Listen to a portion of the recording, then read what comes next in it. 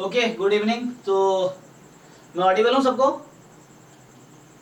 Yes sir. Okay, तो अभी आज है ना डाउट क्लास है। इंटीग्रल कैलकुलस हमने लास्ट क्लास में फिनिश किया था, थ्योरीज। तो उसके डाउट क्लास है और बाकी जो भी डाउट्स होगा, जैसे जो भी आपके और डाउट्स हैं वो डिस्कस कर सकते हैं। अभी 6 to 9 ये डाउट क्लास है और 9 to 11 गेट वालों का है, तो आप लोगों का नहीं है, जैम वालों का नहीं है, 9 to 11 गेट वालों का है। तो अभी 6 to 9 में जो भी होगा ना, तो चलो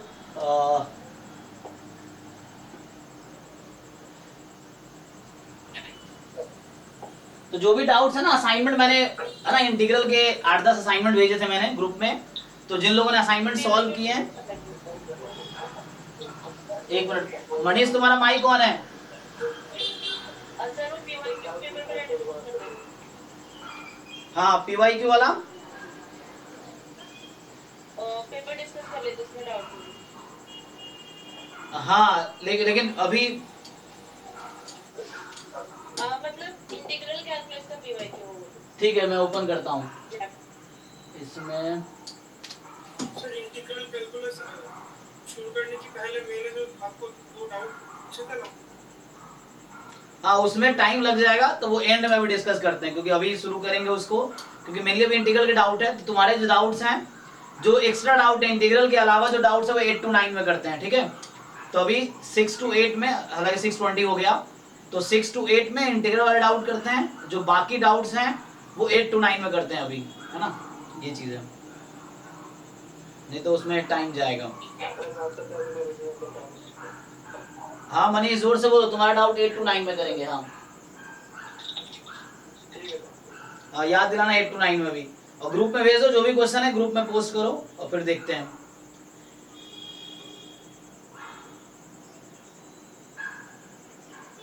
या असाइनमेंट ओपन करूं? देखो, असाइनमेंट ओपन करता हूं।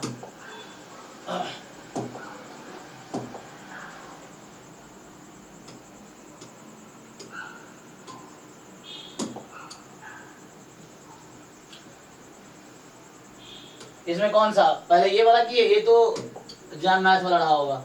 इसमें से किए हो? जिनका डाउट से बताओ। सर आपने लीबनिज थ्योरम। लेबनिज थ्योरम, ये लेबनिज थ्योरम, ओके। पीवाईक्यू जान मैंने सॉल्व नहीं किया, उसमें डाउट है। अच्छा, वो भी किए हैं, ठीक है, वो भी देखते हैं।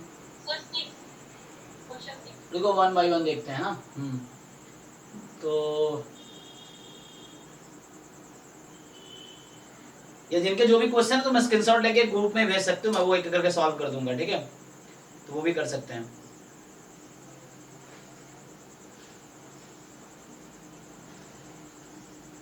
तो ये नेहा के जो क्वेश्चन है सॉल्व हुए?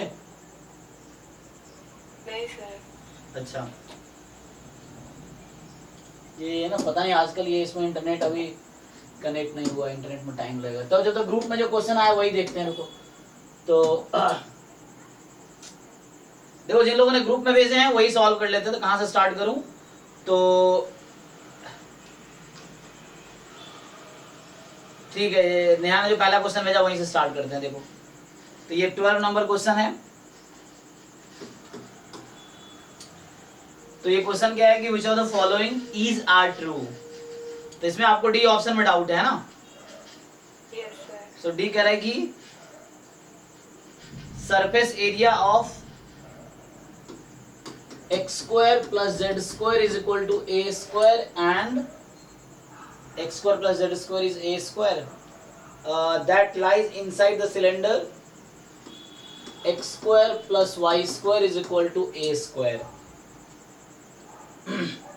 ठीक है, तो हमने क्या फॉर्मूला बताया था सरफेस एरिया का? फॉर्मूला क्या था, याद करो।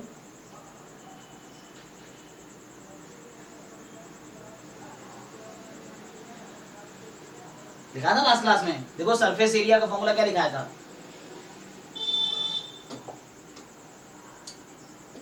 चेक करो, नोट चेक करो, क्योंकि बिना फॉर्मूला जब याद नहीं होगा, कॉन्सेप्ट नहीं होगा, तो कैसे सॉल्व करोगे? तो सरफेस एरिया, नहीं, surface area of curve z is equal to let's say fxy है, ठीक। ऑन द रीजन या इनसाइड द रीजन होगा एक्स वाई प्लेन में, जैसे बोला है ना, इनसाइड द रीजन एक रीजन होगा in x Y plane, region मान लो मैं बोल दूं D domain in x Y plane, ये है आपके पास। तो ये लास्ट का फॉर्मूला लिखाया था मैंने, क्या था ये, double integration root under del Z Y del X whole square del Z Y del Y whole square D x D Y. इसको अप्लाई करो जरा, तो इसको अप्लाई करके देखो क्या आता है। तो यहां से जेड की वैल्यू निकाल लो, आ जाएगी, पुट करो। तो यहां से जब जेड की वैल्यू निकालोगे तो root under A square minus x square आ जाएगी ना, प्लस माइनस ऐसे तो होगी, लेकिन स्क्वायर है तो चलो स्क्वायर बैलेंस कर लेगा। तो रूट अंडर 1 प्लस, अब इसको डिफरेंशिएट करो एक्स के रेस्पेक्ट में, जेड का डेरिवेटिव आपको करना है एक्स के रेस्पेक्ट में, del Z by del X. तो क्या होगा इसका डिफरेंशिएशन, पहले रूट एक्स का 1/2 रूट एक्स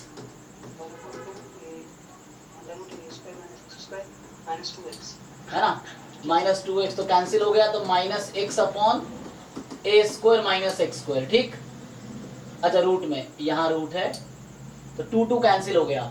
अब इसको यहाँ पुट करो जरा, सो इसको पुट करोगे 1 plus del Z by del X का होल स्क्वायर, तो उसका स्क्वायर कर दो, तो x square plus A square minus x square. अब इस जेड में यहाँ y तो है ही नहीं, है ना, तो y तो है ही नहीं यहाँ पे, तो क्या होगा, y के रेस्पेक्ट में डेरिवेटिव आपका क्या होगा, 0 हो जाएगा। तो ये तो 0 हो गया, dx dy, और ये जो रीजन है ना, इस रीजन पे इंटीग्रेट करना है आपको। तो region you have given x square plus y square is a square, तो मतलब इसको पोलर फॉर्म में कन्वर्ट कर सकते हो, देख लो।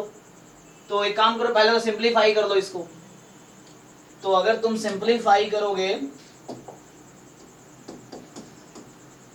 तो क्या आएगा, ए स्क्वायर माइनस एक्स स्क्वायर, ए स्क्वायर अपॉन ए स्क्वायर माइनस एक्स स्क्वायर, यही ना, इनटू dx dy, या dy dx आपकी मर्जी है, आप dy dx भी लिख सकते हैं, dx dy भी लिख सकते हैं, कोई भी एक। इसको और सिंप्लीफाई करना चाहो तो क्या आ जाएगा, तो ये तुम्हें सिंपली इंटीग्रेट करना है a अपॉन रूट अंडर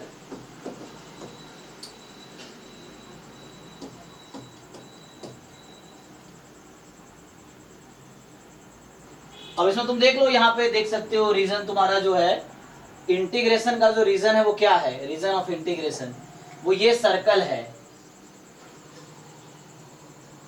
तो पोलर फॉर्म में कन्वर्ट कर सकते हो ना, तो आपका जो रीजन ऑफ इंटीग्रेशन है, this is the region of integration in x Y plane. तो x square plus Y square is A square पहले दे रखा है। अच्छा ध्यान से अगर यूज करो इसको, लिमिट में क्या लेंगे आप, यहां से अगर इसका ग्राफ बनाओ तो क्या होगा,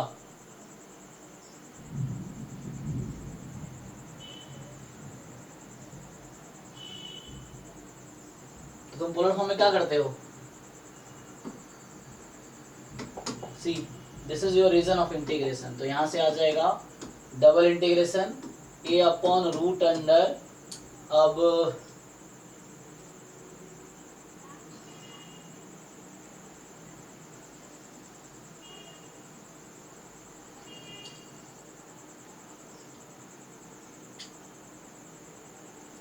डायरेक्टली इंटीग्रेट हो जाए ना इजीली, तो y की जरूरत क्या है, y 0 से इसको इंटीग्रेट करो, फॉर्मूले से हो जाएगा, डायरेक्टली भी इजीली भी इंटीग्रेट हो जाएगा। और तुम लिमिट क्या लोगे, क्वेश्चन ये है। तो इसमें अगर तुम देखोगे इस रीजन में, तो अगर डायरेक्टली मैं इंटीग्रेट वैसे ही कर दूं तो x की लिमिट क्या होती है, ये सर्कल है, x square plus Y square is A square, ठीक। तो इसमें तुम अगर लिमिट लोगे x की, तो क्या लिमिट होगी,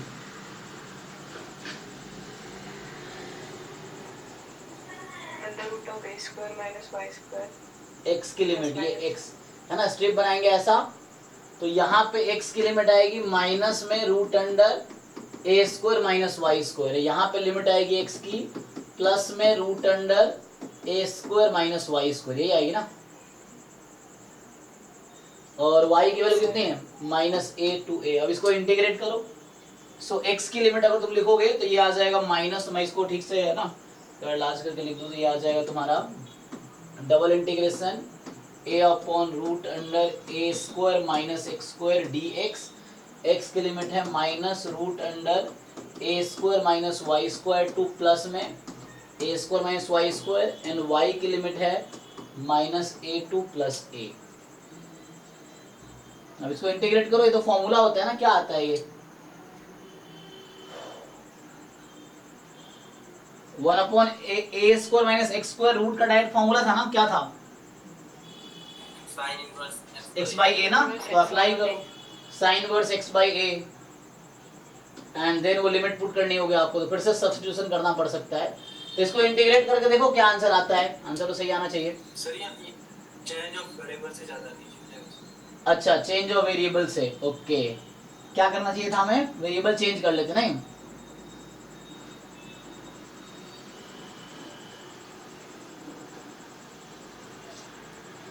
तो क्या करते वेरिएबल चेंज करके,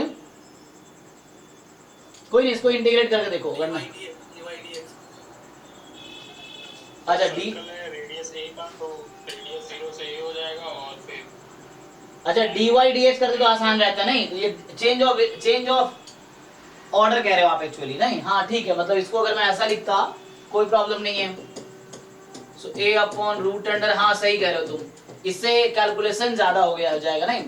अगर मैं dy dx लिखूंगा तो ये इंटीग्रेशन आसानी से हो जाएगा, this is also fine, but इसमें ज्यादा कैलकुलेशन है, तो कैलकुलेशन इजी बनाने के लिए हम दूसरे वे में सॉल्व कर लेते हैं, सही बात है। तो इसको तुम इस वे में लिख लो, क्योंकि इससे क्या है ना, यहाँ dy फिर dx होगा वही, लिमिट वैसे ही आएगी। So root under a square minus x square है। अब क्या करते हैं हम लोग, या ब्लैक कलर यूज कर लो, ठीक है। देखो तो यहाँ पे पहले मुझे अब y की लिमिट चाहिए, तो यहाँ पे y की वैल्यू होगी माइनस में root under a square minus x square, और यहाँ पे y की वैल्यू आएगी प्लस में root under a square minus x square, तो यहाँ आएगा minus root under a square minus x square to plus root under a square minus x square, और x की लिमिट फिर से x यहाँ माइनस a है यहाँ प्लस a है, तो ये स्टेप कितना मूव करेगी, तो माइनस, अब इजीली हो जाएगा, अब इजीली इंटीग्रेट हो जाएगा ना, क्योंकि ये तो कांस्टेंट है y के लिए। तो कितना आया बताओ जरा देख के, अब इजीली इंटीग्रेट हो जाएगा, ध्यान से इंटीग्रेट करो। So minus a to a, ये तो कांस्टेंट है बाहर हो गया, तो 1 का इंटीग्रेशन y के रिस्पेक्ट में क्या होता है, y अपर लिमिट माइनस लोअर लिमिट, कितना बनेगा, करो इंटीग्रेट, तो ये होगा, एक मिनट यहाँ एक तो a मिस किया मैंने। So a upon root under a square minus x square, ये पहले से है, ठीक, ये पहले से है। तो जब इसको इंटीग्रेट करोगे y के रिस्पेक्ट में तो आएगा 2 time root under a square minus x square dy, sorry dx, y तो हो गया, चेक कर लो कैलकुलेशन, तो ये और ये कैंसिल, तो कितना बचा 2a बाहर है, अब minus a to a dx, ये कितना बन जाएगा 1 dx, बोलो x अपर लिमिट माइनस लोअर लिमिट, तो 4a स्क्वायर ये तो आया है, चेक करो कैलकुलेशन, हाँ जी, तो आंसर क्या 8a स्क्वायर। देखो कहीं कैलकुलेशन मिस्टेक तो नहीं किया हमने, चेक कर लो कैलकुलेशन का,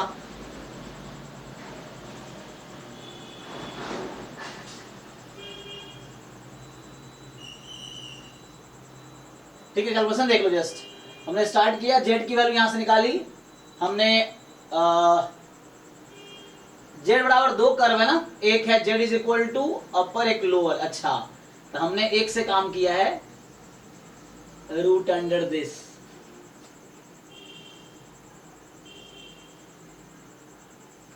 तो मैं z को डिफरेंशिएट किया x के रेस्पेक्ट में,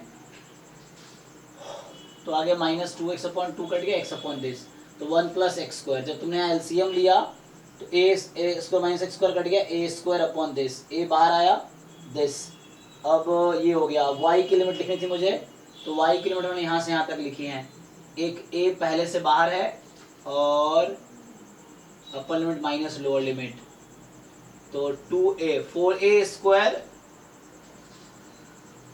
एक्चुअली पता क्या है, अभी हमने z क्या कंसीडर किया है, यहां तक ठीक है, मतलब यहां तक ओके है, और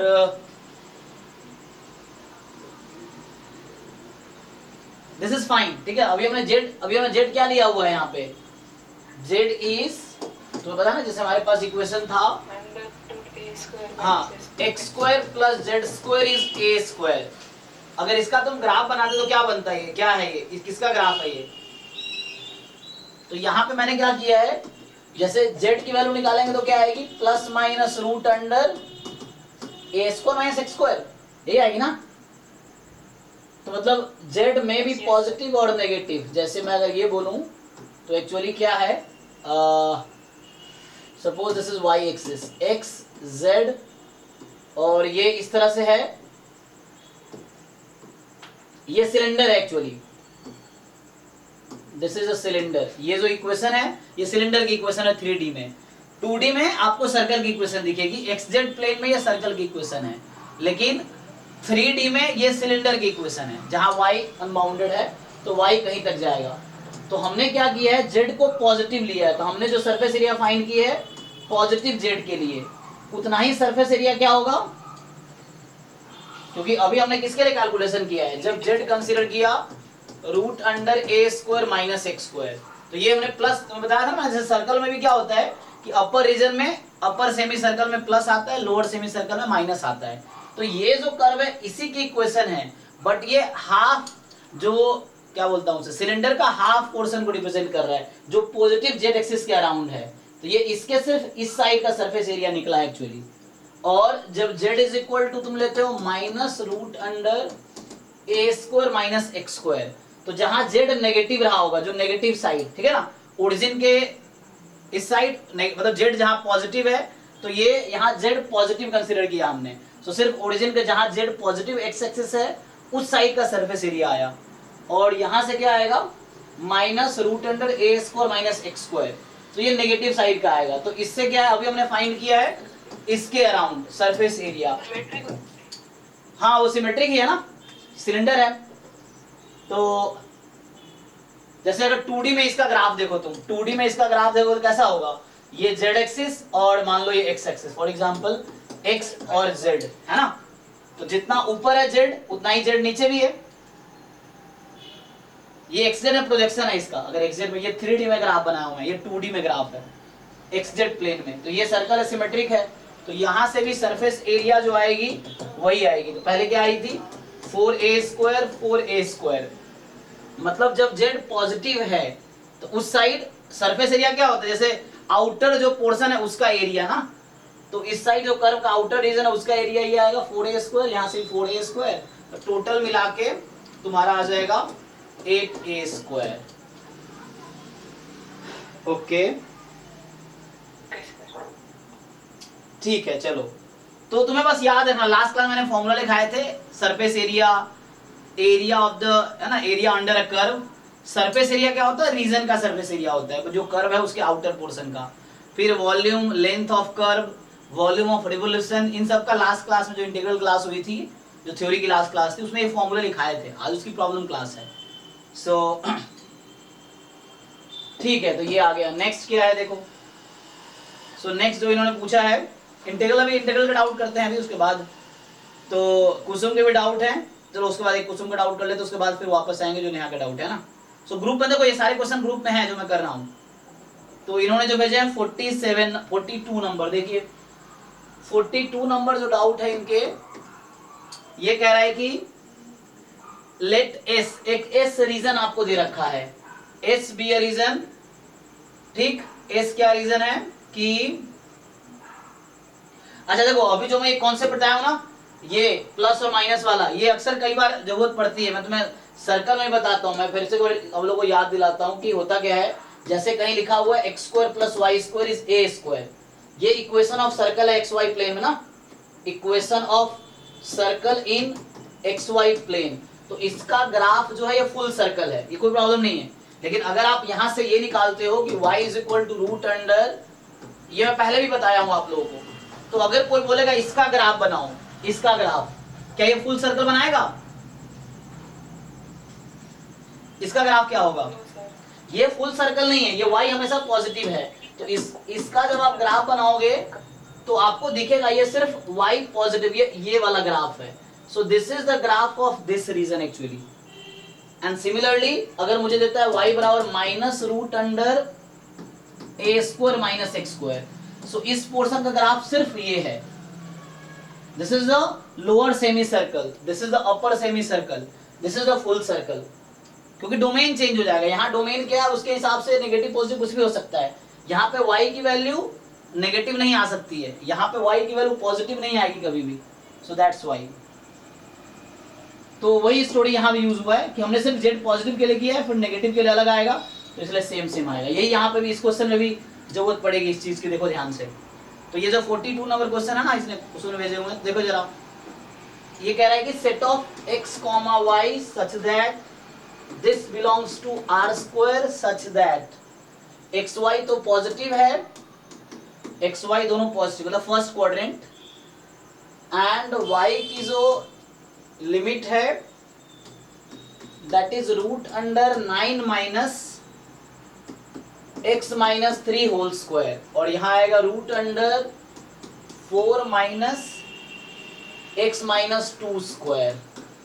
इस तरीके से. ठीक, देखो तो आपको समझना है ये कर्व कौन सा है. तो फिर से देखो, अभी मैं क्या करूंगा, मैं क्या बोलता हूं, जब भी इनइक्वालिटीज हो you first make the graph of boundaries. आप पहले बाउंड्री का ग्राफ बनाओ. तो बाउंड्री क्या है देख लो यहाँ पे, तो बाउंड्री में इक्वालिटी लगाओ. तो एक होगा y is equal to root under 4 minus X minus 2 square, और एक होगा boundary is equal to 9 minus X minus 3 whole square. ठीक, ये हमारे पास. इसको और तुम थोड़ा सिंपलीफाई करो तो यहां से आ जाएगा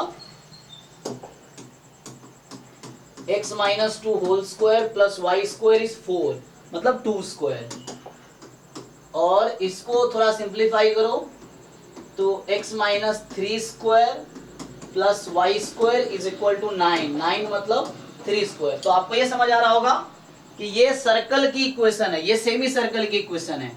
ठीक है ना. देखो तो अब क्या करना है आपको, इसका ग्राफ बनाते हैं. तो इसका अगर आप ग्राफ बनाओगे, चलिए इसका ग्राफ बनाते हैं हम लोग. तो इस सर्कल का सेंटर है 2,0 और रेडियस है 2. तो सेंटर है 2,0. पहले ग्राफ बना लेता हूं मैं. 2,0. ठीक है. सो ये 2,0 इसका सेंटर है और रेडियस है 2. तो ये ओरिजिन से पास कर रही है और यहाँ पे 4 है ना. इधर ये 2 होगी, इधर ये -2 होगी. ठीक, अब मतलब ये बस समझने के लिए 2 -2 मतलब यहाँ पे 2 है, -2 मतलब ये जो इसके पैरेलल आएगा लाइन, टेंजेंट ड्रॉ करेंगे तो -2 पे जाएगी. ओके, तो ये पहले वाले सर्कल का ग्राफ है. हालांकि मैंने पूरा सर्कल बना दिया है, लेकिन यहाँ ध्यान रखना आपका ये प्लस में ही था, तो y इज ओनली पॉजिटिव. तो ये इसका ग्राफ मैंने बनाया. इसका ग्राफ बनाऊंगा तो ये बॉटम वाला पार्ट नहीं आएगा. सो ये जो बॉटम वाला पार्ट है वो नहीं आएगा अगर मैं उसका ग्राफ बनाता हूँ सिर्फ लेफ्ट वाले का. तो ठीक, तो ये 2,0 है. So this is the graph of the given, ये जो मैंने कर्व लिखे हैं उसका. ऐसे इसका बनाऊंगा तो इसका सेंटर है 3,0 और रेडियस है 3. तो सेंटर से यहाँ पे 1 होगा, बीच में यहाँ 3 होगा. सो 3,0. अच्छा, इन दोनों का इंटरसेक्शन पॉइंट क्या है, जरा इसको सॉल्व करो. यू सॉल्व बोथ साइमल्टेनियसली, मतलब सब्ट्रैक्ट कर लो इसको. तो सब्ट्रैक्ट करोगे तो क्या आएगा, x minus 2 whole square minus x minus 3 whole square is. दोनों बना लेते हैं, वो बड़ी वाली सर्कल के अंदर ही छोटी वाली सर्कल है. अच्छा एक मिनट सर का फोन आ गया. Hello, yes sir. Yes sir. नहीं सर, वो यही सब लोग इसी के बारे में बोल रहे थे, यही इंटरेस्टेड है, बाकी लोग इंटरेस्टेड नहीं है. हाँ यस सर, यस सर. ठीक है, थैंक यू सर. ठीक है, तो x minus 2 whole square minus x minus 3, मतलब इसको क्या कह रहे हो तुम, वो ग्राफ बना लेंगे, फिर भी तुम देखो इंटरसेक्शन पॉइंट क्या आएगा. मैं बस पूछ रहा हूँ, कई बार पता नहीं रहता ना. सो इसको सब्ट्रैक्ट कर लो, इसमें से इसको या उसमें से उसको सब्ट्रैक्ट कर लो. तो सेकेंड इक्वेशन में फर्स्ट इक्वेशन सब्ट्रैक्ट कर लो। कई बार गेस करने में ना गलती हो जाती है। 9 माइनस 4 5, तो a plus B a minus B 2x minus 5 a plus B किया, a माइनस बी करोगे कितना आएगा, a minus B x x cancel, minus 3 plus 2 minus 1, check करो जरा।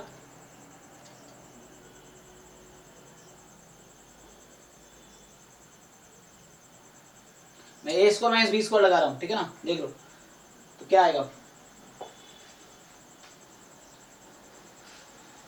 तो यहां से बताओ x की वैल्यू कितनी आएगी, माइनस 5 वहां भेज दो तो x इज 0।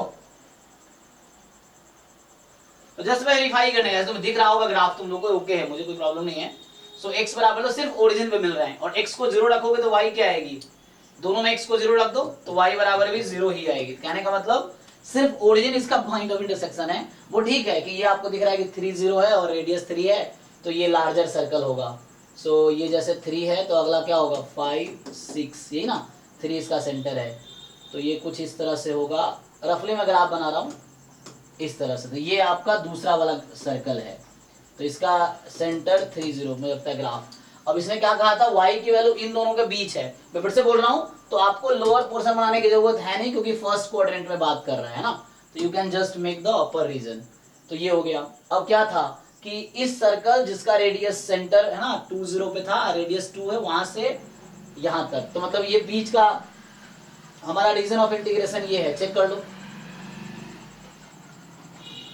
अच्छा, किसी ने सॉल्व करके भेज दिया क्या ग्रुप में? अगर भेज दिया तो मैं क्यों कर रहा हूँ, देख लो एक बारी। तो अगर किसी ने सॉल्व किया तो फाइन, नहीं किया तो मैं करता हूँ। So this is the region जिसका आपको एरिया निकालना है। अब सर हाँ बोलो। उस एरिया ऑफ सर्कल के फॉर्मूले से इजीली आ जाएगा। हाँ, कैसे भी कर सकते हैं, क्योंकि हमें जरूरत नहीं इंटीग्रेशन ही यूज करना है। somehow we have to say the area। Exam में आपका सब्जेक्टिव क्वेश्चन तो है नहीं कि आपको दिखाने कैलकुलेशन क्या आया, you just have to find the area. तो क्वेश्चन यही था कि एरिया क्या होगा, तब ऐसे ही बता सकते हो आप, फाइन। तो है ना, एक्स वाई पॉजिटिव है, वाई इन दोनों के बीच है, तो वाई इस लोअर सर्कल से अपर सर्कल के बीच का है, तो ठीक है, आप डायरेक्टली बता दो। So you find the area. तो जरूरी नहीं कि इंटीग्रेशन ही करे, क्योंकि ऑब्जेक्टिव एग्जाम है, you have to save your time. तो अगर किसी भी तरीके से आप करेक्ट आंसर निकालते हो दैट इज फाइन। तो आप यहां से निकालो इसका, तो पूरे इस वाले सेमी सर्कल के अंडर का एरिया कितना है टोटल, पाई इंटू 3 स्क्वायर ना, क्या होता है 9 पाई बाय 2 है ना। सो 9 है ना, 9 पाई टोटल सर्कल का है, तो ये सेमी सर्कल है 9 पाई बाई 2। तो ये इस पूरे जो semi circle larger semi circle का एरिया है, माइनस ये रेडियस 2 का है, तो इसका ले लो पाई आर स्क्वायर बाई 2, तो 4 पाई बाई 2, यही ना। तो ये फाइनल आंसर 5 पाई बाई 2 आ जाएगा, चेक कर लो। तो ये भी ठीक है, डायरेक्टली आप फॉर्मूला यूज कर लो, कोई दिक्कत नहीं है। ये जो रेगुलर फिगर है इसलिए आसान है, मतलब जैसे सर्कल है, ट्रायंगल है, तो ऐसे भी फॉर्मूला यूज कर सकते हैं। अगर नहीं वैसा कुछ होता कर तो इंटीग्रेट करके भी करेंगे तभी आंसर वही आएगा। तो उसके लिए आपको रीजन है ब्रेक करना, मतलब y के dy dx लगाओगे तो you have to integrate over this and integrate over this, दो इंटीग्रल में करना पड़ेगा आपको। dy dx लगा के करोगे तो वो भी तरीका है कि एरिया अगर इंटीग्रेशन से करना है तो डबल इंटीग्रेशन dy dx, तो यहाँ डबल इंटीग्रेशन लगाना पड़ेगा और 2 बार इंटीग्रेट, इस रीजन पे अलग और इस रीजन पे अलग। ठीक है भाई, कुसुम है। चलो तो इसका हो गया। अच्छा, इसने सॉल्व करके भेजा हुआ तो है, आंसर 5/2 है, क्या गलत किया है तो इंटीग्रेशन क्यों कर रहे हो तुम इतना, ये दिख तो गया, ठीक है ना, ओके।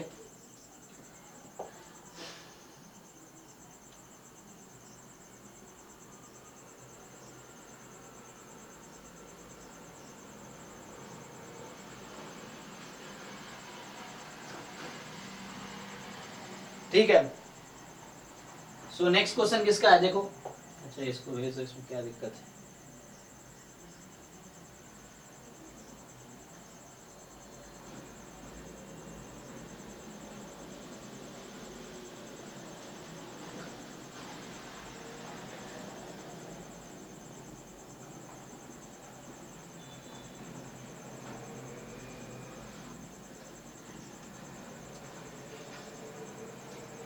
नेक्स्ट जो क्वेश्चन है, ठीक है, और इंटीग्रल कौन सा क्वेश्चन है?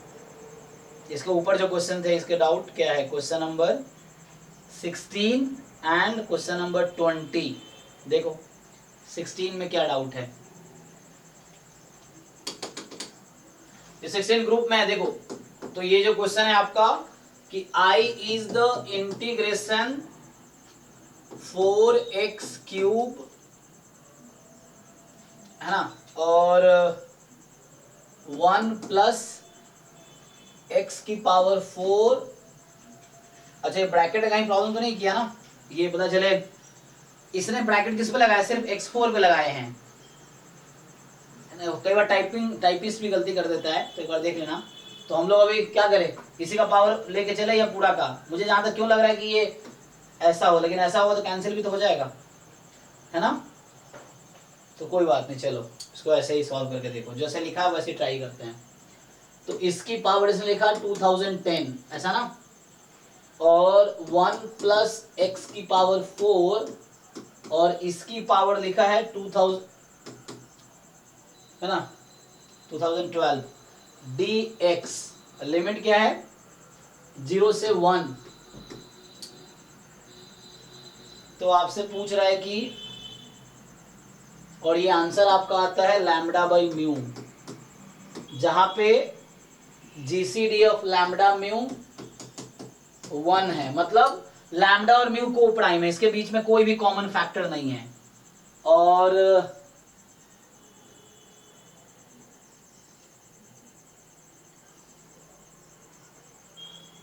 तो पूछा है लैम्डा प्लस म्यू क्या होगा, तो क्वेश्चन ये है। तो इनका ये क्वेश्चन है कि लैम्डा प्लस म्यू बताओ क्या होगा। तो इसको इंटीग्रेट करो, ये 1 वेरिएबल का इंटीग्रेशन है। तो इसमें क्या डाउट आ रहा है? क्या डाउट है? एक तो दिख रहा है सब्स्टिट्यूशन, सर वो कॉम्प्लिकेटेड हो रहा है। t को अगर मैं x⁴ रख दूं तो ये i बन जाएगी 0 to 1 प्लस t की पावर, मतलब t की पावर 2010 एंड अपॉन में 1 प्लस t इस पूरे की पावर 2012 dt बन जाएगी। चेक करो अब। Beta second kind. अच्छा बीटा से इसको अलग अलग भी कर सकते हैं, 2 पार्ट में, यस है ना? सो इसको अलग अलग अगर कर लो आप तो क्या होगा, देखो अलग अलग कर लेते हैं। तो 0 से 1 एक तो हो गया 1/1 प्लस टी की पावर 2012 dt प्लस 0 से 1 टी की पावर 2010 अपॉन 1 प्लस टी की पावर 2012। ठीक है, हाँ ये तो बीटा फंक्शन सेकेंड काइंड। तो ये हो गया टी की पावर अल्फा -1 और 1 प्लस टी की पावर अल्फा प्लस बीटा। लेकिन बीटा सेकेंड काइंड में लिमिट क्या होती है? सर बीटा सेकंड की लिमिट, हाँ लिमिट होती है 0 से इन्फिनिटी ना, तो कोई बात नहीं है। देखो तो उसको हम, मतलब वो है ना, ये ध्यान रखना होता है। बीटा फर्स्ट काइंड में लिमिट रहती है 0 to 1, मतलब जो बीटा डिस्ट्रीब्यूशन फर्स्ट काइंड वहां भी तो सपोर्ट है 0 to 1, beta distribution second kind में सपोर्ट है 0 से इन्फिनिटी। तो सेम चीज यहाँ है, क्योंकि बीटा इंटीग्रल से ही बीटा डिस्ट्रीब्यूशन बना है, तो कोई बात नहीं, ऐसे भी इंटीग्रेट हो जाएगा। एक प्रॉपर्टी आप लोग जानते हो ना, कौन सा? 0 to a fx dx। इसको क्या लिख सकते हैं हम लोग? 0 to a, बोलो, a माइनस एक्स dx। ये लगाओ जरा, ऐसे ये तो इंटीग्रेबल हो गया इजीली, इसमें कुछ करने की जरूरत है नहीं। तो इसमें नहीं भी लगाओगे प्रॉपर्टी तो भी कोई दिक्कत नहीं है, लगा लो तो भी कोई दिक्कत नहीं है ना। तो क्या करना आपको, 0 से 1 dx है तो x को 1 माइनस एक्स रख दो, तो यहाँ पे t को 1 माइनस टी रखोगे, क्या बन जाएगा? हो नहीं गया? देखो so i is equal to 0 to 1, अगर यहाँ पुट कर दो आप, वैसे भी इसको डायरेक्टली इंटीग्रेट कर लो, क्यों यहाँ पुट करोगे, यहाँ प्रॉपर्टी मत लगाओ। 1 प्लस टी की पावर माइनस 2012 dt है, प्लस इसको डायरेक्टली इंटीग्रेट, यहाँ प्रॉपर्टी लगा लो। सो ये वाली प्रॉपर्टी यहाँ यूज कर लो, तो t के जगह रखो 1 माइनस टी, तो t के जगह 1, अच्छा तो हेल्प तो करेगा नहीं, क्योंकि वो 2 माइनस टी बन जाएगा नहीं। ठीक है, तो एक ऑप्शन इसका ये है। अब तो डिवीजन करना इतना आसान तो है नहीं, है ना? ये लिमिट इसने सही लिखा है ना, 0 से 1। हाँ ठीक है, अगर 0 से इन्फिनिटी होता इजीली हो जाता, 0 से 1 है तो है ना, इसको देखना पड़ेगा। तो अब हो जाएगा यहाँ से, कोई बात नहीं, t अपॉन 1 प्लस टी। तो कुछ सब्स्टिट्यूशन यूज कर लो, क्या यूज करना चाहोगे? तो 1 प्लस टी को कुछ नया नाम दे दो, कोई बात नहीं। 1 प्लस टी का नाम रख दो, मान लो मैं u रख देता हूं, तो u की पावर 2012। तो अगर 1 प्लस टी का नाम u रखा तो t की वैल्यू क्या हो जाएगी, u माइनस 1 या t प्लस 1 माइनस 1, तो u माइनस 1 इस पूरे की पावर 2010। और हमने चूंकि 1 प्लस टी को dt रखा है, कोई दिक्कत नहीं है, du। अब लिमिट देख लो क्या होगी, तो लिमिट आपको देखना है जस्ट कि हमने 1 प्लस टी को u रखा है, तो t जब 0 है तो ये 1 हो जाएगी, t जब 1 है तो ये 2 हो जाएगी u। अब इसको ब्रेक कर लो, टी डी टी करके फिर पावर 2009 कर देते। किसका? 1 प्लस टी बराबर यू है, तो फिर टी डी टी जो हो जाएगा सर डी हो जाएगा। हाँ नहीं नहीं, टी डी टी नहीं होगा, 1 प्लस टी को u रखा है तो dt बराबर du हो जाएगा ना, अच्छा है ना, क्योंकि लीनियर है दोनों। तो 1 plus T is u, so dt is du just. तो ठीक है, अब इसको करो, ये तो इजीली इंटीग्रेट हो जाएगा। 1 प्लस टी की पावर है ना माइनस 212, मतलब 2012 प्लस 1 अपॉन दिस, वहां से निकाल लो। अब इसको क्या करोगे, तो एक तरीका है इसका बाइनोमियल एक्सपेंशन न्यूमरेटर का, ठीक, वो हो जाएगा तो उससे आ जाएगा।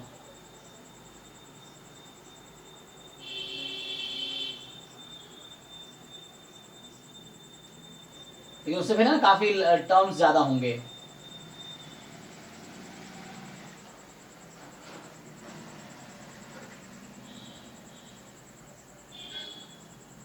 एक काम करो, एक और आइडिया आ रहा है, तो एक काम करो, थोड़ा सा आगे बढ़ते हैं। इसका निकालो कितना है, ये तो इजीली आ जाएगा। इसका कितना आएगा, 1 प्लस टी की पावर माइनस 2011 अपॉन माइनस 2011,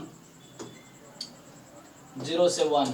इसमें देखो 1 से 2, एक काम करो, u माइनस 1 अपॉन u, इस पूरे की power 2010 1 by you square D you, ऐसा कर सकते हैं। तो u की पावर 2012 है ना, तो u की पावर 2010 इंटू यू स्क्वायर। अब यहाँ ब्रेक करोगे 1 माइनस 1 बाई यू लिख सकते हैं इसको हम, तो इसको हम लिख सकते हैं 1 माइनस 1 बाई यू। अब इसको फिर से रीनेम करो, तो अब हो गया इजीली इंटीग्रेट। सो अब आप क्या करो, इसको फिर से पहले तो इसको पुट कर लो, तो 1 रखोगे तो ये हो जाएगा 2 की पावर माइनस 2011 अपॉन माइनस 2011, और 0 रखोगे तो क्या होगा, माइनस 0 पुट करो तो 1 अपॉन माइनस 2011 है ना, मतलब ये तो डिनोमिनेटर रहने दो।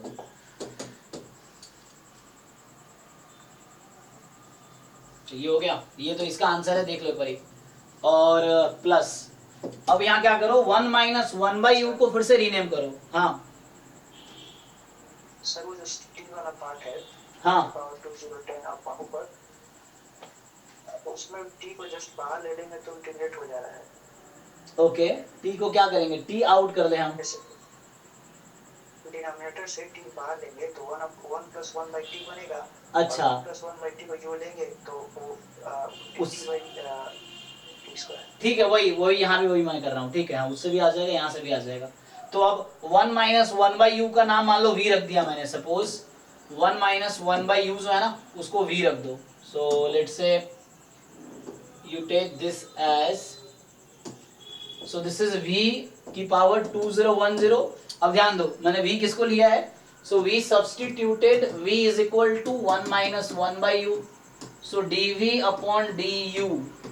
तो 1 बाई यू का माइनस है ना, तो 1 बाई यू स्क्वायर हो जाएगा, क्रॉस मल्टीप्लाई कर लो, सो dv बराबर 1 बाई यू स्क्वायर du।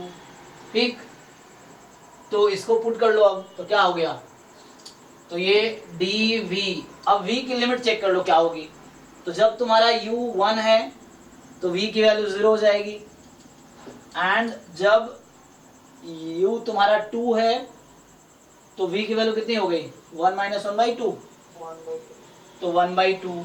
अब ये इजिली इंटीग्रेट हो गया ना, अब तो हो गया। सो नाउ इट इज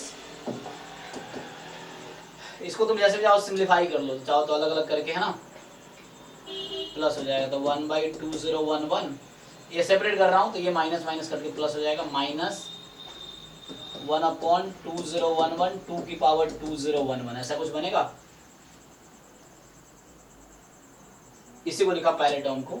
अब इसको इंटीग्रेट हो गया आसानी से कि u की पावर है ना, n की पावर कितना हो, दिस अपॉन 2011 और लिमिट है 0 से 1/2, चेक कर लो। अब इसको सिंप्लीफाई कर लो, आ जाएगा आंसर, है ना। सो हमने क्वेश्चन को करेक्ट माना, कोई गलत नहीं माना। हो सकता है ना 0 से इन्फिनिटी रहता तो और आसान हो जाता, या उस तरह से ब्रैकेट था, लेकिन क्वेश्चन जो है एज इट इज हमने अज्यूम करके सॉल्व किया है करेक्ट मान के, तो इस तरह से कुछ आएगा।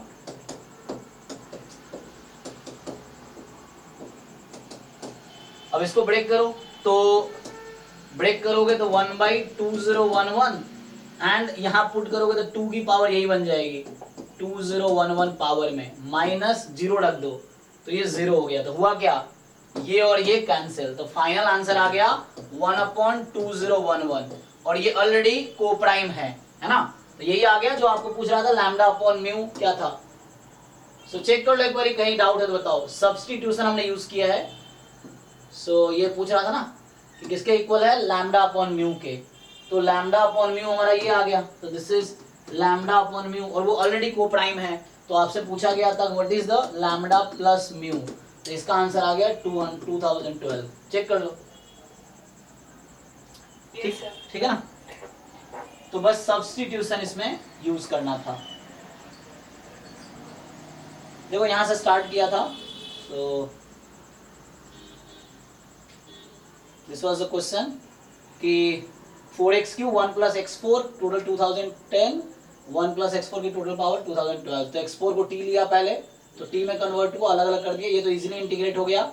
यहाँ पे प्रॉब्लम आ रही थी, तो एक वो भी तरीका था कि तुम इसको बाहर कर सकते। अदरवाइज मैंने क्या किया, पहले 1 + t को u नाम दिया, फिर u में कन्वर्ट हुआ, और बाद में पावर नीचे 2 ज्यादा है, u की पावर 2 ज्यादा है ना, तो मैंने 2 पावर बाहर किया, तो इससे ये हुआ पावर सेम हो गया 2010 7 लाए 1/ है ना, तो इसको अब फिर से v अज्यूम कर दिया, तो इजीली इंटीग्रेट हो गया।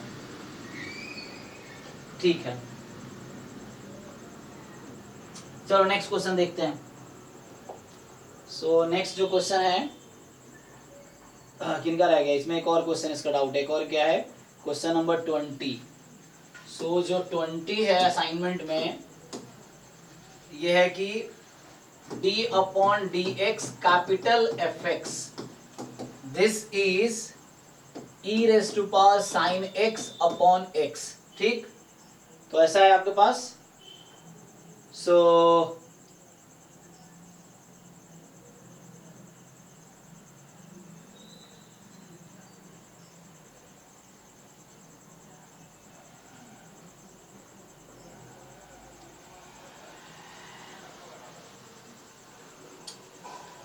d/dx fx e⁻ sin x/x।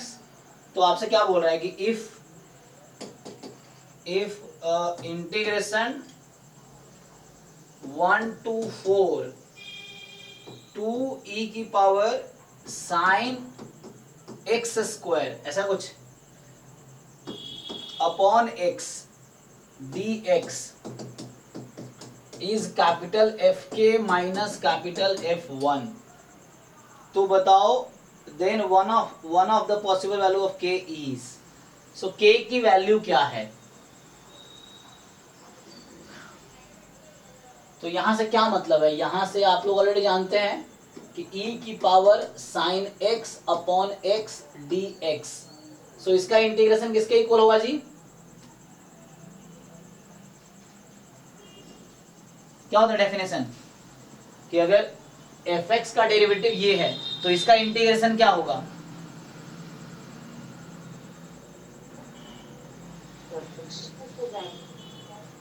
कितना टाइम लगेगा, fx + c, ये यहीं से स्टार्ट होता है ना इंटीग्रेशन, इसी कॉन्सेप्ट से कि integration is the inverse process of differentiation.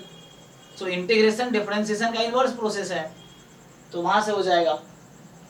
And 1 से 4 2e⁻ sin x² dx this. अब यहां से रिड्यूस करो इसको थोड़ा सा, लेकिन इसने क्या किया है, इसने थोड़ा सा चेंज कर दिया, नहीं कि 2e की पावर साइन एक्स स्क्वायर, कोई प्रॉब्लम नहीं है। चलो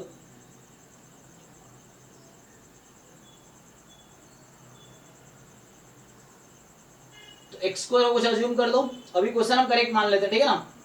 अब हमें समहाउ उसको यूज कर सकते हैं अगर चाहे तो।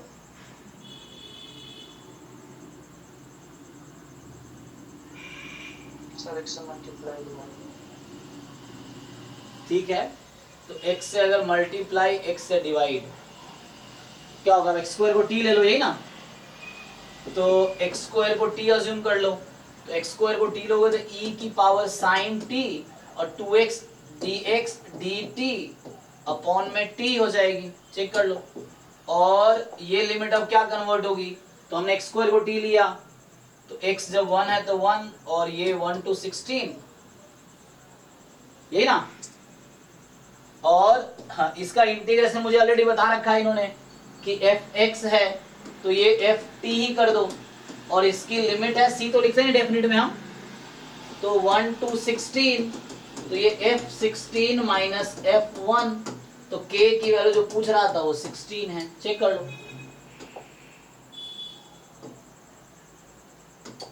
ठीक है, देख लो। तो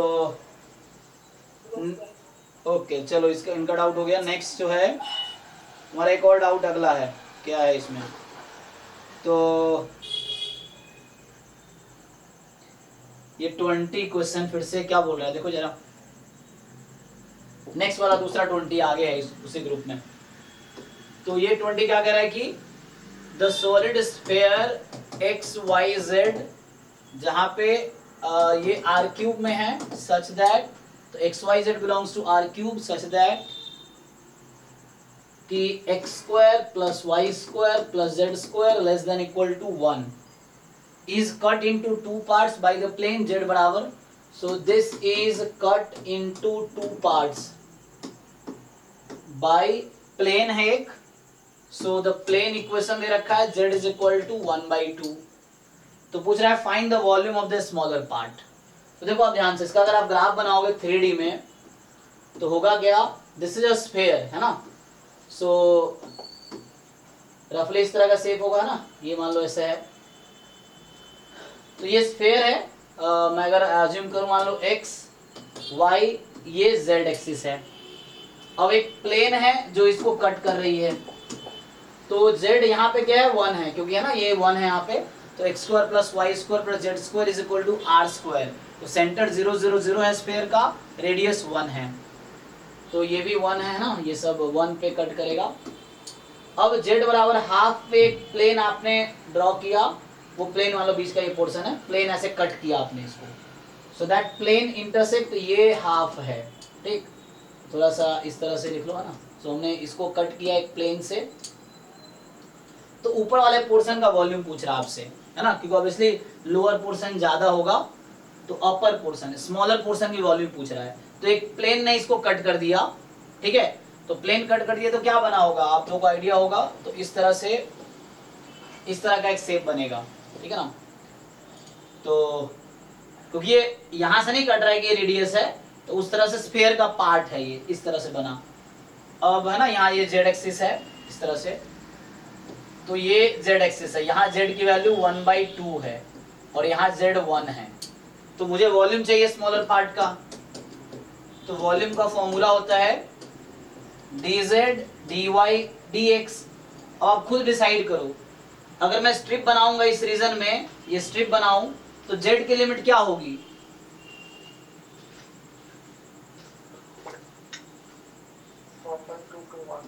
अरे 1 नहीं, 1 फिक्स थोड़ी है, ये तो कर्व मूविंग कर्व है, ये तो कर्व फिक्स थोड़ी है कांस्टेंट। इसका इक्वेशन क्या है, x square plus Y square plus z square is 1, तो जेड की वैल्यू आ जाएगी ऊपर है ना प्लस में, root under 1 minus x square minus Y square. तो अगर स्ट्रिप बनाओगे, ये स्ट्रिप फिक्स थोड़ी है 1 है, ये तो मूविंग स्ट्रिप है, मूव करेगी इसमें, तो जेड बराबर हाफ से इस कर्व की जो इक्वेशन है, तो यहाँ जेड की इक्वेशन है root under 1 minus x square minus Y square, इस तरीके से, ठीक है। तो यहां से क्या आएगी, सो यहां से आएगी कि तो जेड की लिमिट क्या लिखूं, half to root under 1 minus x square minus Y square. अब dy dx तो पोलर फॉर्म में कन्वर्ट कर लेंगे। अब इसका प्रोजेक्शन लेना है तुम्हें xy प्लेन पे, मतलब इसका जो बेस है वो xy प्लेन पे क्या बनेगी, प्रोजेक्शन लेना है तुम्हें।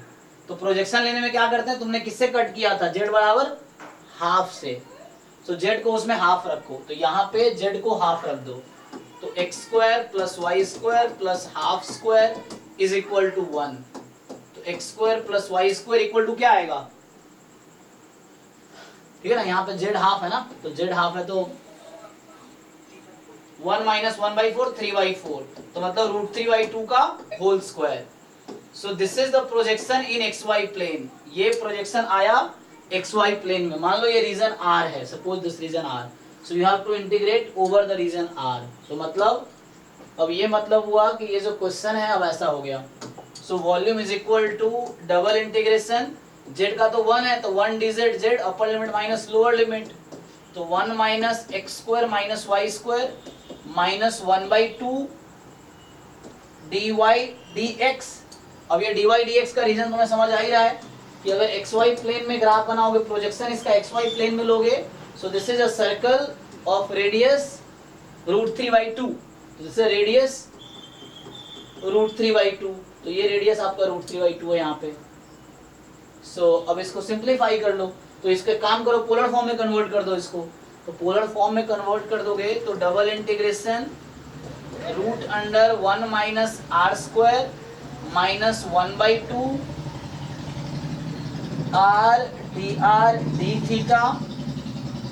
अब रेडियस क्या है, 0 से √3/2, थीटा क्या है, पूरा है ना, तो अपर पूरा बॉटम इसका पूरा सर्कल है, तो 0 से 2 पाई, क्योंकि उन्हें स्फीयर को आपने कट किया था तो बेस तो पूरा आ रहा है, पूरा सर्कल आ रहा है बेस में उसका, तो जब कट करेंगे तो ये पूरा बेस आएगा, तो मतलब 0 से 2 पाई। तो हो गया, इसको इंटीग्रेट कर लो, हो जाएगा। इसको तो इसको आप इंटीग्रेट कर लो जस्ट इसको r के रिस्पेक्ट में ना, r स्क्वायर को t ले लो, उससे थोड़ा आसान हो जाएगा, नहीं तो डायरेक्टली मत, जैसे तुम r स्क्वायर को t ले लो, यहाँ ऑलरेडी अवेलेबल है, तो r स्क्वायर को t लेके इजीली कर लो कंफर्म, सब्स्टिट्यूट करके हो जाएगा। नेक्स्ट, सो नेक्स्ट इनका हाँ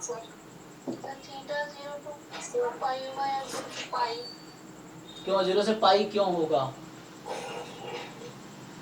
अगर मैंने स्फीयर को यहाँ कट किया है तो मुझे पूरा सर्कल मिल रहा है कि ये हाफ सेमी सर्कल मिल रहा है।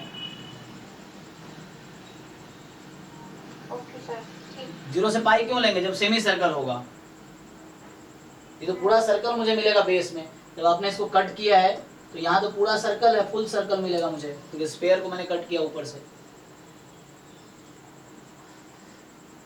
ना, तो ये इस तरह से पूरा मुझे सर्कल बॉटम में मिल रहा है, बॉटम में पूरा सर्कल मिलेगा 0 से 2 पाई, पूरा सर्कल है 0 से 2 पाई। नेक्स्ट शुभम कुमार, चलो शुभम के क्वेश्चन देखते हैं, फिर हर्ष शान, ओके 1 by 1 सबका क्वेश्चन करता हूँ, ठीक है ना, ओके विनय, इन सबका भी देखते हैं। चलो तो यहाँ से जो इन्होंने पूछा है कि क्वेश्चन नंबर 1 ये है कि एरिया ऑफ द रीजन, आपको xy दे रखा है, जहां यहाँ मतलब है xy दोनों 0 से 1 के बीच है, इसका ये मतलब है कि xy both are between 0 and 1, and x plus y जो होगा दैट इज 3/4 से 3/2 ऐसा है, ठीक है ना, तो x प्लस y जो है 3/4 से 3/2 में है। सर ये दोनों 0 से 1 ये कैसे पता चला? हाँ ये आपको समझना पड़ेगा नोटेशन, वो मतलब वही है उसका कि x y both between 0 and 1, तो उससे ग्राफ बनाओ, ये नोटेशन है, ये आपको समझना पड़ेगा खुद ही। सर मुझे लगा कि केवल x 0 से बड़ा और फिर y, नहीं वो कंफ्यूजन होता है, अब इसका ग्राफ बना लो हो जाएगा ना, तो अब इसका ग्राफ बना लो जी, सर कामा दिया ना बीच में, यस कामा y, हाँ x y both are between 0 and 1, sir तब सर लगता है वो 0 से x is greater than equal to 0, y is less than equal to 1. नहीं नहीं, वैसा होता तो ये ऐसा लिखा होता, वैसा होगा तो ऐसा अलग से लिखा रहेगा, ऐसा लिखा होगा ऐसा, ये अलग से ऐसे घुमा के नहीं लिखेगा, ये एक साथ है इसलिए ऐसा लिखा है। नहीं तो ये वैसा ऐसा अलग से लिख के देगा आपको, दिस कॉमा दिस ऐसा लिखा होता है, x more than 0 y less than equal to 1, ठीक है ना। अगर वैसा जैसा आप लोग सोच रहे हो वैसा होता तो अलग से ऐसा लिखा होता, वो ऐसे घुमा के नहीं लिखेगा, ठीक है। तो इसी से आंसर आएगा 0 से 1 में, अदरवाइज आंसर नहीं आएगा आपका। हाँ सर हो जाएगा। तो ये नोटेशन समझना पड़ेगा आपको कि xy both are between 0 and 1। Next आपको इसमें कौन सा डाउट है, फोर्थ वाले में दोनों पार्ट? नहीं सर बी वाला। बी वाला देखो, सो फोर्थ का जो बी है, अच्छा मुझे लगता है मैं ओपन करता हूँ जैम वाला ना, उसमें से क्योंकि ज्यादातर लोग वहीं डाउट होंगे। रुको, तो मैं असाइनमेंट ओपन करता हूँ, जो असाइनमेंट खोले तब ना, इसका तो अलग ही रखा है, तो देखता हूँ अभी PYQ इंटीग्रल।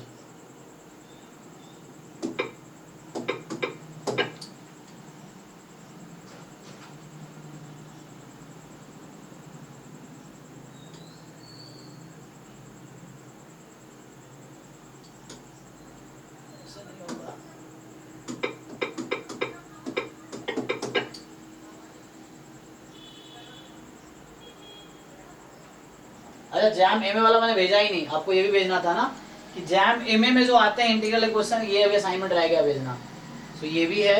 तो जैम एमएस का ही सिर्फ भेजा था, जैम मैथ पोर्शन में JAM MA JAM MS GATE ST है ना, ये है। अब बाकी वो अलग है, बाकी जो असाइनमेंट टॉपिक वो भी अलग है। सो इसमें जैम एमए वाला भेजना रह गया, कोई नहीं आप ट्राई करना, मैं भेज दूंगा। सर जैम एमए का तो आपने टॉपिक वाइज भेजा था ना, लेफ्ट। हाँ वो अलग सा है वो, हाँ उसमें ही बहुत सारे और एग्जाम के भी हैं, ठीक है वो भी, हाँ वो तो जैम एमए की ही है। हाँ उसमें जैम एमए के ज़्यादातर कंसिडर्ड हैं। ये दूसरा है, ये एक्चुअली ये दूसरा असाइनमेंट जो मैंने भेजे नहीं है, ये खुलेगा तब तो। ये है एक्चुअली, तो ये मैंने नहीं भेजा है, ये वाला नहीं भेजा। वो जैम एमए 2005 से सिर्फ एमए का ही, जैम एमए का ही है, उसमें और एग्जाम्स के भी हैं एक्चुअली। हाँ जो भेजें ये भी होगा और एग्जाम्स के भी क्वेश्चन होंगे।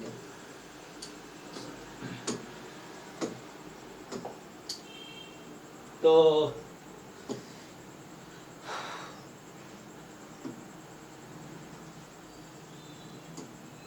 जैम एमएस वाला कहाँ गया?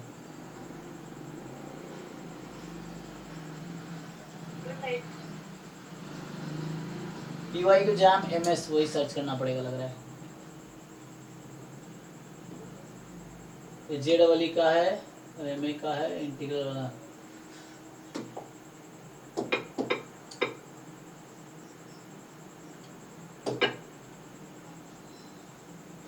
ये ना, ये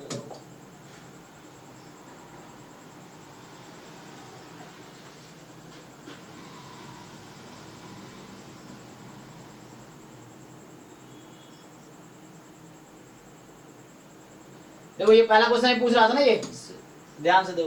तो यहाँ पे x y both are between 0 and 1, उससे हो जाएगा। नेक्स्ट जो डाउट पूछा है इसने, आई थिंक फोर्थ वाले का बी पार्ट, देखो तो अब इसे से सॉल्व कर देता हूँ, बता देता हूँ, इसे बताना जिन लोगों का जो भी डाउट्स हैं। तो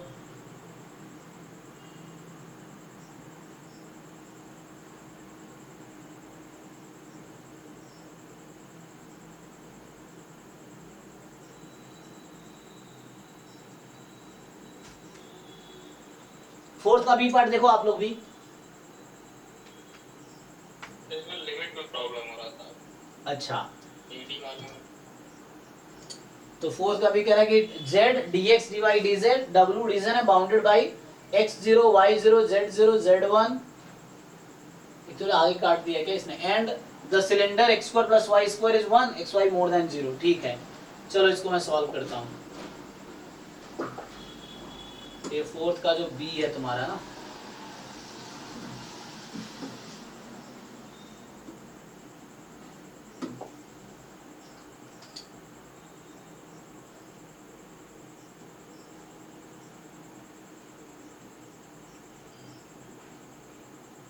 देखो तो मैं इसको लिख देता हूँ ठीक से, शायद आप लोगों को दिख नहीं रहा होगा। ये है triple integration z dx dy dz, w division x बराबर 0, y बराबर 0, z बराबर 0, z बराबर 1 and x square plus Y square is 1। तो एक काम करो, पहले इसमें z की लिमिट रख दो, ठीक है ना। पहले आप z की, तो इसको ऑर्डर चेंज करके लिखो, z dz dy dx ऐसे लिखो, कोई दिक्कत नहीं है, क्योंकि लिमिट तो पुट नहीं किया ना हमने अभी तक। अब लिमिट पुट करेंगे तो z की लिमिट क्या है, z बराबर 0 टू z बराबर 1, तो z की लिमिट रख दो 0 टू 1, और x0 y0, मतलब ये कहना चाह रहा है x0 y0 का मतलब है y एक्सिस x एक्सिस, है ना। एंड यहाँ बता रहा है xy more than equal to 0 है। तो मान लो ये रीजन r है, तो ये रीजन r क्या है, ये आपको बता रखा है, ये सर्कल है, यूनिट सर्कल, तो रेडियस 1 का, तो इस पे इंटीग्रेट कर लो। तो ये xy प्लेन में ये वाला रीजन है, 2D में मतलब xy में इंटीग्रेट करना, तो ये रीजन यूज करो, तो अब कर दो, हो जाएगा। सो अब ये डबल इंटीग्रेशन z का क्या होगा, z स्क्वायर बाई 2, तो 1/2 आ जाएगा, 1/2 dy dx। अच्छा, अब तो ये कांस्टेंट आ गया, कांस्टेंट बाहर कर दो। तो अगर तुमने कांस्टेंट बाहर कर दिए, सो डबल इंटीग्रेशन dy dx, और ये dy dx इसका क्या मीनिंग है, हो जाएगा सर, एरिया एरिया है ना, तो हो ही गया ना, 1/2 as it is area of this circle. इस सर्कल का एरिया कितना होगा, लेकिन ध्यान रखना फर्स्ट क्वाड्रेंट में था, only first quadrant, not full circle. ये xy मोर देन जो है ना, ओनली फर्स्ट क्वाड्रेंट बोला हुआ है, तो ओनली फर्स्ट क्वाड्रेंट, तो मतलब पाई r स्क्वायर बाई 4, तो ये हो गया आंसर π/8 होगा, चेक कर लो। तो पहले z की लिमिट रखो, क्योंकि z की लिमिट इजी है, फिर xy दो डबल इंटीग्रल आ गया, ओरिजिन है, और double integral area of this shaded region. तो डबल इंटीग्रेशन का मतलब है बिना कोई फंक्शन का है, तो dy dx का मतलब एरिया ऑफ दैट रीजन जिस पे इंटीग्रेट करना है, हो गया।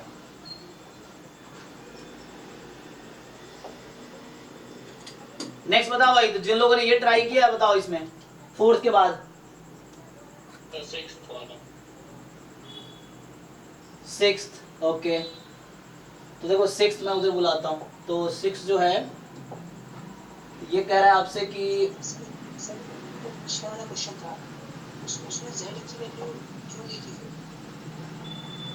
z equal to 0 z equal to 1 में किया होगा। हाँ जोर से बोलो, तो क्या किया सर पिछले वाले क्वेश्चन में z equal to 0 z equal to 1 भी दिया था सर, उसका फिर क्या काम था। तो z 0 से 1 हुआ ना, यही तो हुआ, 0 से 1 में z की लिमिट, यही तो काम हुआ, z बराबर 0 से 1, यही काम हुआ इसका, कि लिमिट 0 से 1 है z की, ठीक है। अच्छा तो सर सिलेंडर बनाना है ना ये। हाँ वैसे तो बना सकते हो, हाँ सिलेंडर हो गया, जैसे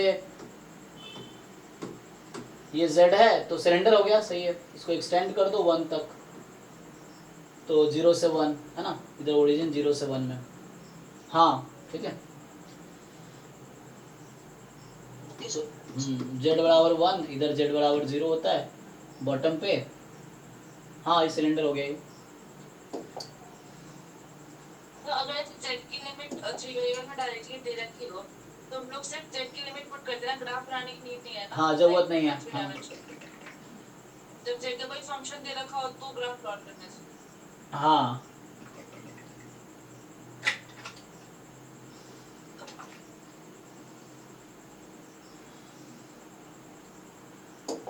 अब ये क्वेश्चन क्या कह रहा है, देखो ये क्वेश्चन कह रहा है कि, मैं पढ़ देता हूँ, find the volume of the solid whose base is the region in the xy plane that is bounded by the parabola y is equal to 2 minus x square, है ना, xy प्लेन में बाउंडेड है ना। तुम्हें निकालना है volume of the region जिसका base जो है पैराबोला है xy प्लेन में, जिसका ये है graph, bounded by region this and y is equal to x, and while the top of the solid is bounded by plane z is equal to x plus 2, z is equal to x plus 2, ठीक है। तो ये कह रहा है कि आपका जो रीजन है y is equal to 2 minus x square, y is equal to x, और z की वैल्यू जो है x plus 2, मतलब ये बॉटम है, और so find the area volume of the region है ना, whose base is the region in x Y plane. तो जब भी एक्स वाई प्लेन लिख रहा है तो यहाँ जेड की वैल्यू क्या होगी एक्स वाई प्लेन में, 0 है ना। तो एक्स वाई प्लेन में जैसे एक्स एक्सिस पे वाई कोऑर्डिनेट 0 होता है ना, तो वैसे ही 3D में क्या है कि एक्स वाई प्लेन में जेड, मान लो तुम्हारा ये फ्लोर एक्स वाई प्लेन है, तो एक्स वाई प्लेन तो जेड की वैल्यू 0 होगी है ना जेड। तो ये कहने का मतलब ये है, यहाँ सिंपली तुम्हें वॉल्यूम निकालना है, देखो हो तो क्या, तो वॉल्यूम में फिर से वही है dz dy dx। अब कह रहा है कि बॉटम जो एक्स वाई प्लेन है मतलब z बराबर 0 है, टॉप तुम्हारा ये कर्व है तो z बराबर x प्लस 2 है। अब dy dx ये रहा तुम्हारा रीजन dy dx में, इसको थोड़ा सिंप्लीफाई कर लो पहले, तो z के रेस्पेक्ट में इंटीग्रेट कर लो 1 को, तो ये आ गया तुम्हारा x प्लस 2 dy dx। अब ये dy dx में बता रखा है कि एक्स वाई प्लेन में ये दोनों कर्व है जिससे तुम्हारा रीजन बाउंडेड है। कौन कौन सा कर्व है, y बराबर 2 माइनस एक्स स्क्वायर और y बराबर x। सो इन दोनों कर्व से बाउंडेड है एक्चुअली। हो जाएगा सर, उल्टा पैराबोला और स्ट्रेट। हाँ तो ग्राफ बना के आपको इजीली दिख जाएगा। 2 माइनस एक्स स्क्वायर है ना, तो ये हो जाएगा यहाँ 2 है और y बराबर x है, इस तरह बना लो। अब देख लो इसमें रीजन कौन सा है, ये रीजन है ना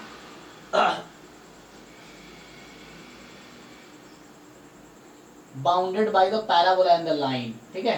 तो ये हो गया, बस इसका रीजन ऐसे ले लो, y का ये ले लो, हो जाएगा y बराबर x2 y बराबर 2 माइनस एक्स स्क्वायर, तो y बराबर x2 2 माइनस एक्स स्क्वायर हो जाएगा।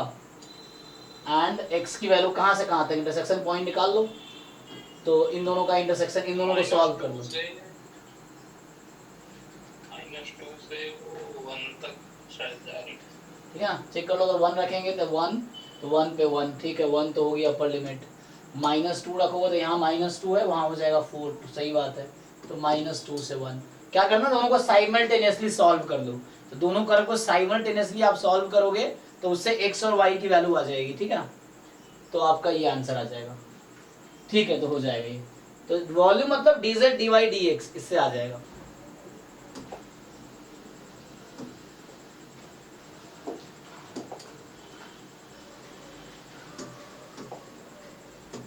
नेक्स्ट बताओ अगला। 13 का भी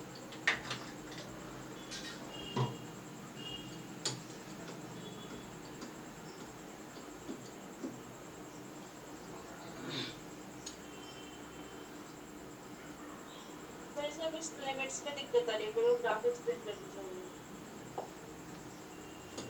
ये कहीं ना कहीं चेंज ऑफ वेरिएबल से कर सकते हो, नहीं तो वैसे भी हो जाएगा, ऑर्डर चेंज करके भी शायद हो जाएगा।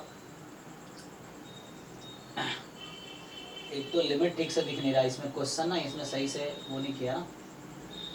क्या है क्वेश्चन, ये आई थिंक मुझे लग रहा है ये है 0 टू क्या है y minus 1 minus y upon x plus 1 minus x e की पावर में dx dy, और इसकी लिमिट क्या है 1 से लेके इन्फिनिटी, ठीक। तो एक काम करो,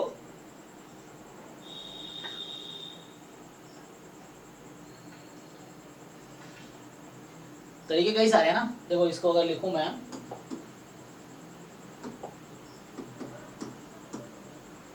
सो e की power minus y upon x plus 1 into e की power minus x and dx dy, या dy dx जैसे समझ आ रहा तुम्हें।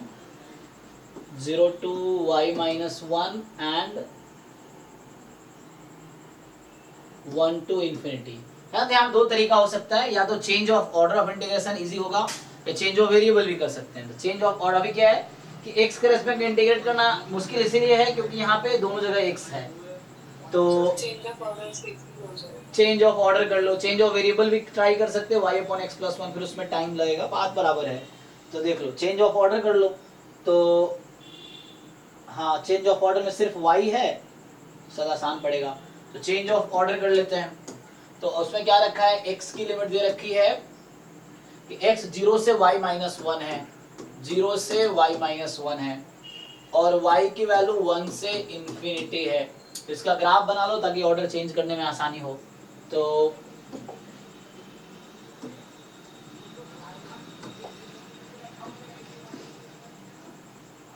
यहाँ पे क्या हो गया कि ठीक है, x की वैल्यू 0 से y माइनस 1, तो x बराबर 0 मतलब ये y एक्सिस ही हो गया, और x is equal to y minus 1 मतलब y बराबर x प्लस 1, तो y बराबर x प्लस 1 का मतलब हो गया तो x0 y1 है ना, और x1 तो y2, तो ये कुछ इस तरह से लाइन आएगी।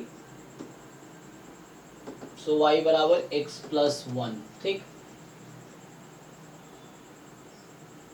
ओके, तो अब ये लाइन मिल गई तुम्हें, और x की वैल्यू कितनी है, x की वैल्यू है ना 0 से y माइनस 1 थी,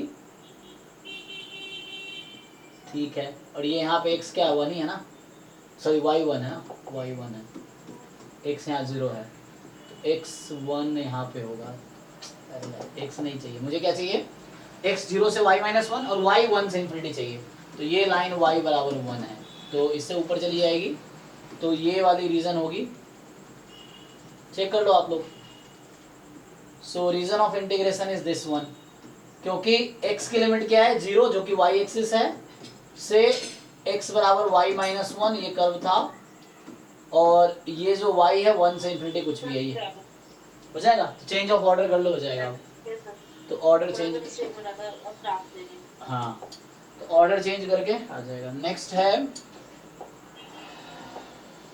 नेक्स्ट बताओ जिन लोगों ने ट्राई किया है। हाँ सर क्वेश्चन नंबर 13 का ए पार्ट का फाइनल आंसर 13 का ए पार्ट किसी ने सॉल्व किया है? जिसने सॉल्व किया है बताओ क्या आएगा फाइनल का answer. Find the area of the smaller of the two region between, ये रीजन तो तुम्हारा इलिप्स है और ये तुम्हारा पैराबोला है, तो इलिप्स और पैराबोला के बीच का क्या आंसर आएगा, तो इंटीग्रेट करके ही आ जाएगा।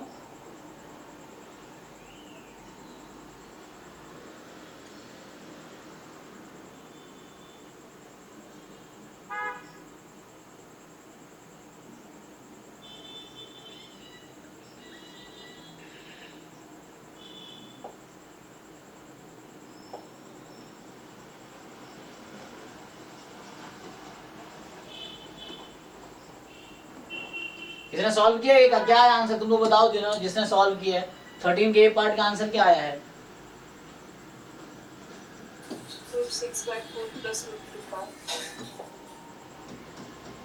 रूट 6/4 प्लस 2 पाई, बाकी लोग का यही आया,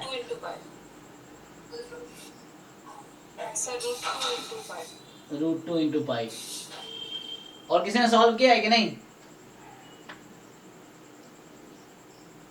बाकी लोग पता ही नहीं है।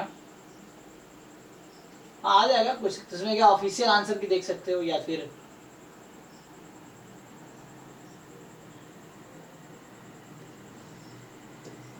अगर तुम इसका ग्राफ, इसमें क्या मतलब डाउट क्या है आपका?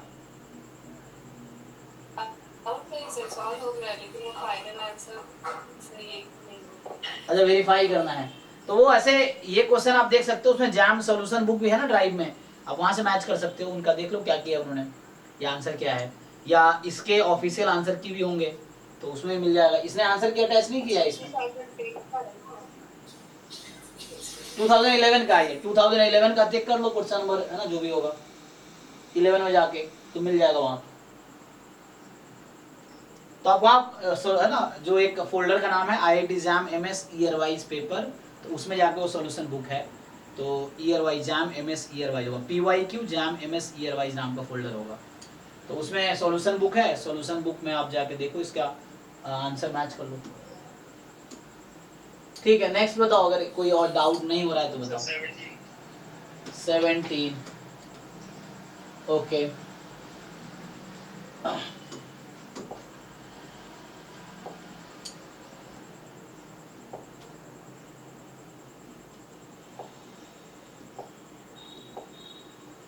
तो 17 है ना, ये क्वेश्चन जो है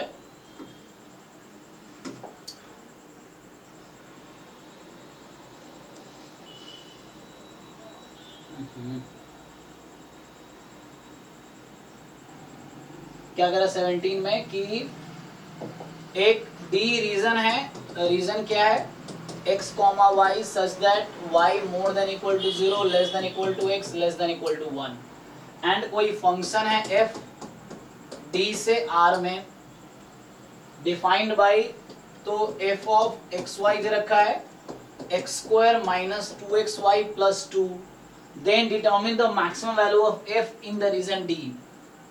आपको याद है जब वन वेरिएबल कैलकुलस में मान लो एक फंक्शन होता x square minus 2x plus 1 example के लिए, और x बिलोंग्स टू 0 से 3, तो इस तरह के क्वेश्चन को हम कैसे सॉल्व करते हैं, इसका क्या अप्रोच होता है? क्रिटिकल पॉइंट निकालते हैं और लाइक वहां पे भी चेक करते हैं और इसकी बाउंड्रीज पे भी चेक करते हैं, हाँ। वैल्यू निकालते हैं। मतलब आप इसका क्रिटिकल पॉइंट फाइंड करेंगे और बाउंड्री फाइंड करेंगे, बाउंड्री दिख जाए क्या है, तो क्रिटिकल पॉइंट एंड बाउंड्री इनमें से ही किसी एक पॉइंट पे जिस पे लार्जेस्ट वैल्यू आएगी, so you will collect set of point जो या तो क्रिटिकल पॉइंट है या एंड पॉइंट है इंटरवल का, उस पे आप एक एक करके फंक्शन में वैल्यू पुट करते हो एंड यू गेट जो भी लार्जेस्ट वैल्यू देगा that is point of absolute maxima, and जो स्मॉलेस्ट वैल्यू देगा पॉइंट ऑफ एब्सोल्यूट मिनिमा। ये भी सेम क्वेश्चन है, ये जो वन वेरिएबल का फ्रेम है ना, यही फ्रेम टू वेरिएबल का है। यहाँ आपको डी सेट पे बात कर रहा है, ये बोल रहा है इस पे बताओ, यहाँ क्या कर रखा है ध्यान से देखो, यहाँ क्या कर रखा है इन्होंने, एक रीजन दे रखा है आपको, बोल रहा है इसी रीजन पे इसको मैक्सिमाइज करो, maximize this function over this region. तो सेम कंसेप्ट है जो वन वेरिएबल का टू वेरिएबल का। तो वहां एंड पॉइंट देखते हैं, अब ये टू वेरिएबल में है मतलब है, तो इसका बाउंड्रीज देखेंगे हम। तो इसका ग्राफ बना के देखो, जैसे अगर इसका ग्राफ बनाऊं मैं, तो अगर इसका ग्राफ बनाओगे तो y is equal to x, ये है, और y बराबर 0 मतलब x एक्सिस, y बराबर x ये लाइन हो गया, x इज इक्वल टू 1 है ना, तो y की वैल्यू 0 से x होगी, सो y की वैल्यू है 0 to x and x less than 1, तो मान लो ये 1 है x यहाँ पे, तो ये line x is equal to 1, तो ये आपका रीजन है। d जो दे रखा है this is the domain d, सो ये फंक्शन का डोमेन है, ये जो टू वेरिएबल फंक्शन है उसका ये डोमेन आपको दिख रहा है, ये बाउंडेड है, जैसे वो इंटरवल बाउंडेड होता है वन वेरिएबल में, वैसे ही 2D में ये बाउंडेड रीजन है, तो ये आपका डोमेन है इस फंक्शन का, बाउंडेड डोमेन है। तो जब भी बाउंडेड रीजन आएगा तो क्या करेंगे, सेम कॉन्सेप्ट कि you find the critical regions, मतलब critical values and end point, ये बाउंड्री, तो बाउंड्री पे भी आपको चेक करना पड़ेगा, so you have to check on the boundary also. So आपको जैसे ये बाउंड्री है y बराबर 0, एक बाउंड्री है y is equal to x, एक बाउंड्री है x इज इक्वल टू 1, तो आप पहले क्रिटिकल पॉइंट निकालो फिर बाउंड्रीज के अराउंड भी देखेंगे हम। चलो तो पहले क्रिटिकल पॉइंट निकालते हैं। सो fx पहले निकाल लो partial derivative with respect to x, तो ये आ जाएगा 2x माइनस 2y है ना, इक्वल टू 0, तो ये x इक्वल टू y ही आ गया। अच्छा fy y का डिफरेंशिएट करो, माइनस 2x इक्वल टू 0, तो यहाँ से x 0 आ गया, तो इन दोनों का जो साइमल्टेनियस सॉल्यूशन आएगा x बराबर 0 y बराबर 0, मतलब origin is critical point of this function. ये तो ठीक है, वो यहाँ भी है, कोई प्रॉब्लम नहीं है। तो अभी आपको क्या मिला एक्चुअली, सो आपने फाइंड किया इस फंक्शन का क्रिटिकल पॉइंट, आपने फाइंड किया इस फंक्शन का क्रिटिकल पॉइंट, वो क्या है, ओरिजिन है 0 0, तो 0 0 तो ठीक है। अब आपको बाउंड्री का अकॉर्डिंग भी सोचना है, तो जैसे तो 0 0 इज अ क्रिटिकल पॉइंट, तो फंक्शन की वैल्यू 0 0 पे कितनी है बताइए, इस फंक्शन की वैल्यू 0 0 पे कितनी आएगी, 2, तो जैसे ये 2 आ गया। अभी आपने सिर्फ क्रिटिकल पॉइंट निकाला, लेकिन आपका डोमेन जो बोला इस फंक्शन का, जो डोमेन है वो बाउंडेड डोमेन है, तो मुझे इसके बाउंड्री पे भी सोचना होगा। तो अब देखो ध्यान से, 3 बाउंड्री है, तो इन बाउंड्रीज पे सोचते हैं। तो पहला boundary y is equal to 0, तो y इज इक्वल टू 0 रख देते हैं उस फंक्शन में। सो f ऑफ एक्स वाई में y को 0 रख दो, तो क्या बचा, x square minus x square plus 2 बचा ना। तो फिर से अब ये सिंगल वेरिएबल फंक्शन हो गया ना, अभी fx बोल दो चाहो तो, f डैश x निकालोगे 2x इक्वल टू 0, x बराबर 0, तो x बराबर 0 पे इसकी वैल्यू कितनी आ गई, f0 इज 2, कुछ नया नहीं मिला, वही मिला जो पहले से था। दूसरा बाउंड्री क्या है, x इज इक्वल टू 1, अब x को 1 रख दो, तो एक boundary x is equal to 1, ये जो बाउंड्री है ना, ये x इज इक्वल टू 1 ये वाला ना, x को 1 रख दो, तो ये फंक्शन क्या बनेगी, अब fy बन जाएगी। x को 1 रखो, तो x को 1 रखोगे तो 1 + 2 3, 3 - 2y, फिर ऐसे ही f डैश y निकालो तो कितना आएगा, ये तो -2, मतलब ये 0 होगा ही नहीं, तो कोई क्रिटिकल पॉइंट नहीं है, लेकिन इसकी मैक्सिमम वैल्यू निकाल सकते हो ना। तो चेक करो एक मिनट, अभी यहाँ पे y कहाँ से कहाँ तक, जब x की वैल्यू 1 है तो y कहाँ से कहाँ तक बिलोंग कर रही है। जैसे एक मिनट यहाँ पे ध्यान दो, हमारे पास एक मिनट, जब y को मैंने 0 पुट किया था तो ये x कहाँ से कहाँ तक जा रही थी, 0 to 1, तो मुझे ये भी ध्यान रखना पड़ेगा कि x 0 से 1 था। तो अच्छा यहाँ ध्यान देना पड़ेगा, देखो ये जो फंक्शन मैंने बनाए थे ना, तो यहाँ x की वैल्यू 0 से 1 में थी एक्चुअली, तो मैंने बस क्रिटिकल पॉइंट निकाला, वो 0 आया था, लेकिन एंड पॉइंट यहाँ भी है। सी हो क्या रहा है, पहले 2 वेरिएबल है, जैसे y को 0 रखा मैंने, एक बाउंड्री के साथ, बाउंड्री के अकॉर्डिंग, हर बाउंड्री के अकॉर्डिंग फंक्शन की वैल्यूज फाइंड कर रहा हूँ मैं। तो यहाँ बाउंड्री y = 0 है, तो x की वैल्यू इस रीजन में क्या है, 0 to 1, तो x 0 से 1 में था, तो हमने f' x 0 निकाला, x की वैल्यू 0 आई, तो ये तो तुम्हारा क्रिटिकल पॉइंट है, लेकिन यहाँ बाउंड्री 1 भी था, वो मैंने ध्यान नहीं दिया ना। यहाँ पे देखो x 0 से 1 में, y = 0 बाउंड्री के अराउंड, तो x = 1, तो f0 कितना होगा, f0 यहाँ से 2 आया था, f1 कितना आया, 3, ध्यान दो, so f0 is 2, f1 is 3, तो कहने का मतलब यहाँ पे x की वैल्यू 0 आई थी क्रिटिकल पॉइंट, y ऑलरेडी 0 है ना, तो x 0 0 तो है ही, लेकिन एंड पॉइंट 1 भी तो है, तो 0 1 भी काउंट होगा, मतलब 0 1 मतलब 1 0 ना, 1 0, क्योंकि ये एंड पॉइंट, ये भी तो एंड पॉइंट है ना, तो इस पे काउंट होगा। मतलब ये समझ लो कि तुम्हें करना क्या होता है, जब कोई बाउंड्री बाउंडेड डोमेन दिया हो, चाहे 1 वेरिएबल में, वैसा क्वेश्चन जो लिखा था, या 2 वेरिएबल में, तो तुम इसके कॉर्नर पॉइंट पे वैल्यू फाइंड करोगे, और जो बाउंडेड कर्व्स हैं उस कर्व पे भी। तो मैंने क्या किया, अभी y = 0 रखा, जब y 0 था तो उस केस में x की वैल्यू 0 से 1 ही हो सकती है, तो x 0 से 1 थी उस केस में, मैं डोमेन निकाल रहा हूँ इस पर्टिकुलर बाउंड्री पे, तो x 0 से 1 था, fx मेरा क्या बना था, यहाँ y को 0 रख दिया मैंने, तो y को जब 0 रखा तो fx x² + 2, x² + 2 में क्रिटिकल पॉइंट 0 है और एंड पॉइंट 0 1 दोनों है, तो 0 और 1 है, इन दोनों में फाइनल फंक्शन वैल्यू फाइंड, 0 3 आई, मतलब 0 1 पे 0 पे 2 आई फंक्शन की वैल्यू, x = 1 पे फंक्शन की वैल्यू 3 आई, तो फंक्शन की वैल्यू 2 और 3 मिली। अब देखो, और अभी मैं कह रहा हूँ नेक्स्ट में क्या फाइंड कर रहा था, सो नेक्स्ट मैं फाइंड कर रहा हूँ वहां पे, जब नेक्स्ट बाउंड्री क्या है, x is 1, तो मैं ये बोल रहा हूँ जब x को तुम 1 यहाँ पुट कर रहे हो ना, तो x = 1 के अराउंड y क्या है, तो यहाँ y भी तो 1 है ना, तो यहाँ y बिलोंग कर रहा है 0 to 1 में। इस केस में जब x को 1 फिक्स किया तो y की वैल्यू 0 से 1 में है, यही बाउंड्री है एक्चुअली। तो फंक्शन y 3 - 2y है, तो यहाँ क्रिटिकल पॉइंट इसके पास है ही नहीं, क्योंकि तुमने f' निकाला, वो -2 आया, 0 हो नहीं सकता, तो मतलब चूंकि ये फंक्शन स्ट्रिक्टली डिक्रीजिंग है ना, ये फंक्शन स्ट्रिक्टली डिक्रीजिंग है, तो इसके पास कोई क्रिटिकल पॉइंट नहीं है, लेकिन ये किस पॉइंट पे मैक्सिमम या मिनिमम देगी, तो दोनों एंड पॉइंट पे वैल्यू निकाल लो। तो fy है ना, तो f0 यहाँ निकालूंगा तो 3 आएगी, f1 निकालूंगा यहाँ पे, या तो मुझे ऐसे लिखना चाहिए था 1 0 1 1 इस तरह से, तो 1 1 निकालूंगा कितना आएगा, 3 - 2 1 आ जाएगी। ओके, ये नया नया नाम दो मैं फंक्शन का, g1 g2 ऐसा रख सकता हूँ नाम, लेकिन मैं कॉमन नाम से चल रहा हूँ। देखो, तो यहाँ पे मुझे 3 1, यहाँ मिला था 2 3, अभी मैंने इस बाउंड्री के हिसाब से फाइंड किया, इस बाउंड्री, एक और बचा हुआ है y = x, अब इस बाउंड्री के हिसाब से सोचो, so think according to y = x, तो इसमें y = x रखो, तो fx मैं ही लिख देता हूँ, y की जगह भी x रख देता हूँ, तो x² - 2x² + 2, तो ये आ जाएगा -x² + 2, तो f' निकाल लो यहाँ से फिर से, -2x = 0, x की वैल्यू 0 आ जाएगी, ठीक।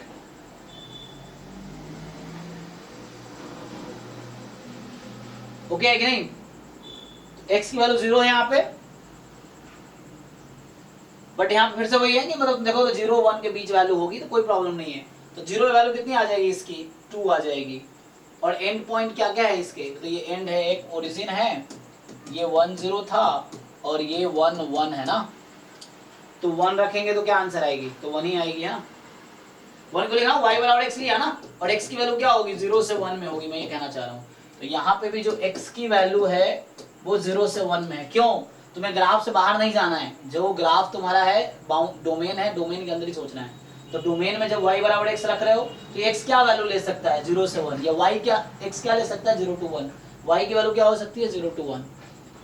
एनीवे तो मैंने तीनों कर्व के अलोंग, तुम ये समझो तुम्हारे पास एक फंक्शन था 2 वेरिएबल का, इसके 3 कॉर्नर पॉइंट्स हैं और 3 क्या है उसको बोलता हूं बाउंड्रीज हैं। इन सब के अलावा तुम्हें फंक्शन की वैल्यू निकालनी है। तुमसे क्या पूछा था? Maximize the function. तो अब ध्यान दो, सबसे ज्यादा वैल्यू कहां पे मिली है तुम्हें फंक्शन की? यहां से मैं फाइंड करूंगा f0 तो ये मुझे 2 मिलेगी, f1 निकालूंगा तो मुझे 1 ही मिलेगी। तो हाईएस्ट वैल्यू का क्या मिली है फंक्शन की? ये 3 मिली थी मुझे। नहीं, फंक्शन की हाईएस्ट वैल्यू क्या है? तो maximum value of fxy is 3। कब? अब यहाँ ध्यान दो, मैंने fx का फंक्शन लिखा था ना ये, तो x यहाँ 1 है और इस केस में y क्या था? जब x 1 है तो y क्या, मतलब x 1 रखा था ना मैंने, f1 है। ये किस केस में था? जब y 0 था। तो जब y 0 था तो मतलब 10 पॉइंट पे इसकी मैक्सिमम वैल्यू 10 क्या है? इसका ये बाउंड्री है, मतलब एक कॉर्नर पॉइंट है। तो ये फंक्शन की मैक्सिमम वैल्यू 3 है और किस पॉइंट पे मैक्सिमम मिल रही है? 1,0 पे। तो इसमें बहुत वो हो गया ना। इस तरह कुछ क्वेश्चंस और करने होंगे तुम्हें। तो इसका लॉजिक क्या है? लॉजिक समझ आया कि क्या लॉजिक है? लॉजिक ये है कि 2 वेरिएबल फंक्शन है तो सीधा सीधा क्रिटिकल पॉइंट वो तब करते हैं जब तुम्हारा डोमेन R² होता है, अनबाउंडेड डोमेन होता है। अगर बाउंडेड डोमेन हो तो you have to consider the function along each. पहले इन जनरल कंसीडर करो, बीच में देखो कि इस बीच में कोई कॉर्नर पॉइंट, मतलब इस बीच में कोई क्रिटिकल पॉइंट आएगा क्या? उसके ये बाउंड्री और लाइन पे पॉइंट्स जो आप एक बार चेक किए, एक बार फ्रेश बता सकते हो? क्लियर नहीं हो रहा है। जी जी जी, आपको क्या करना है, देखो फिर से, ये जो फंक्शन मेरा है fxy था x² - 2xy + 2, यही है x² - 2xy + 2। इस फंक्शन का डोमेन जो है यहाँ xy belongs to domain D। D क्या था? So D is the region x, y such that 0 ≤ y x = 1। ये है। अब देखो मैं बोल रहा हूँ, पहले इसका ग्राफ बनाओ। डोमेन क्या है तुम्हारा? सॉरी, डोमेन तुम्हारा है y = x। सो ये लाइन है y = x, x = 1 और ये है y = x, ये है y = 0 और ये है x = 1। So this is your domain of this function जो कि बाउंडेड है। तो जब भी बाउंडेड डोमेन हो तो you have to consider the critical point as well as boundary points, critical point as well as boundary points. तो सबसे पहले तुम क्रिटिकल पॉइंट निकालो। तो इसमें क्या करोगे, मैं दोबारा बता रहा हूँ वही से सारी चीजें। तो आप सबसे पहले इसमें क्या फाइंड करो, इस फंक्शन का क्रिटिकल पॉइंट फाइंड करो आप। सो क्रिटिकल पॉइंट के लिए आप क्या करते हो? जनरली आप क्या करते हो क्रिटिकल पॉइंट के लिए कि x के रेस्पेक्ट में पार्शियल डेरिवेटिव करो, तो वो होगा 2x - 2y। y के रेस्पेक्ट में पार्शियल डेरिवेटिव करो -2x, इसको भी इक्वल टू 0, इसको भी इक्वल टू 0। तो यहाँ से x = y और यहाँ से x = 0। तो इसका कॉमन सॉल्यूशन आया x is 0 and y is 0, मतलब 0, 0 एक क्रिटिकल पॉइंट मिला। और बाई कोइंसिडेंट ये एक बाउंड्री पॉइंट भी तो है, ये पूरा बाउंड्री है ना, ये जो कर्व चल रहा है ये बाउंड्री है। सो यहाँ भी एक बाउंड्री पॉइंट, ये भी इनफैक्ट इस कर्व यहाँ भी बाउंड्री हो सकता है। सो आप सबसे पहले क्या करो, देखो तुम सबसे पहले तो f00 निकालो। तो f00 कितना आया तुम्हारा? वहां से 2 आया। अच्छा ये बाउंड्री तुम ऑलरेडी ले लो, ये 10 है, ये 11 है। सो f of 10 कितना आएगा? f10 वहां से निकालो तो 3 आ गया। f11 कितना आया?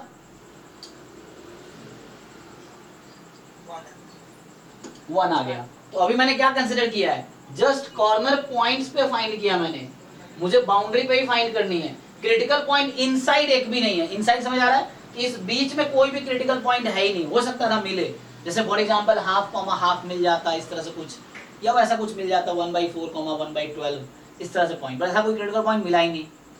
तो इसका मतलब ये फंक्शन जो मैक्सिमम या मिनिमम जो होगी ना, अगर कोई फंक्शन जो क्लोज इंटरवल पे डिफाइंड है, single variable function, one variable function जो किसी क्लोज इंटरवल पे डिफाइंड है, तो वो फंक्शन जो होगी एक्चुअली, अगर उसके पास कोई भी क्रिटिकल पॉइंट नहीं है सिंगल वेरिएबल फंक्शन का, तो वो अपने इंटरवल के एंड पॉइंट पे ही, जो एंड पॉइंट है उसी पे मैक्सिमम या मिनिमम होगी। सेम चीज यहाँ पे है कि इसके पास ऐसा कोई क्रिटिकल पॉइंट है नहीं जो इनसाइड द रीजन हो। इसका मतलब है कि this function will attain maximum और minimum value on the boundaries only. What are the boundaries?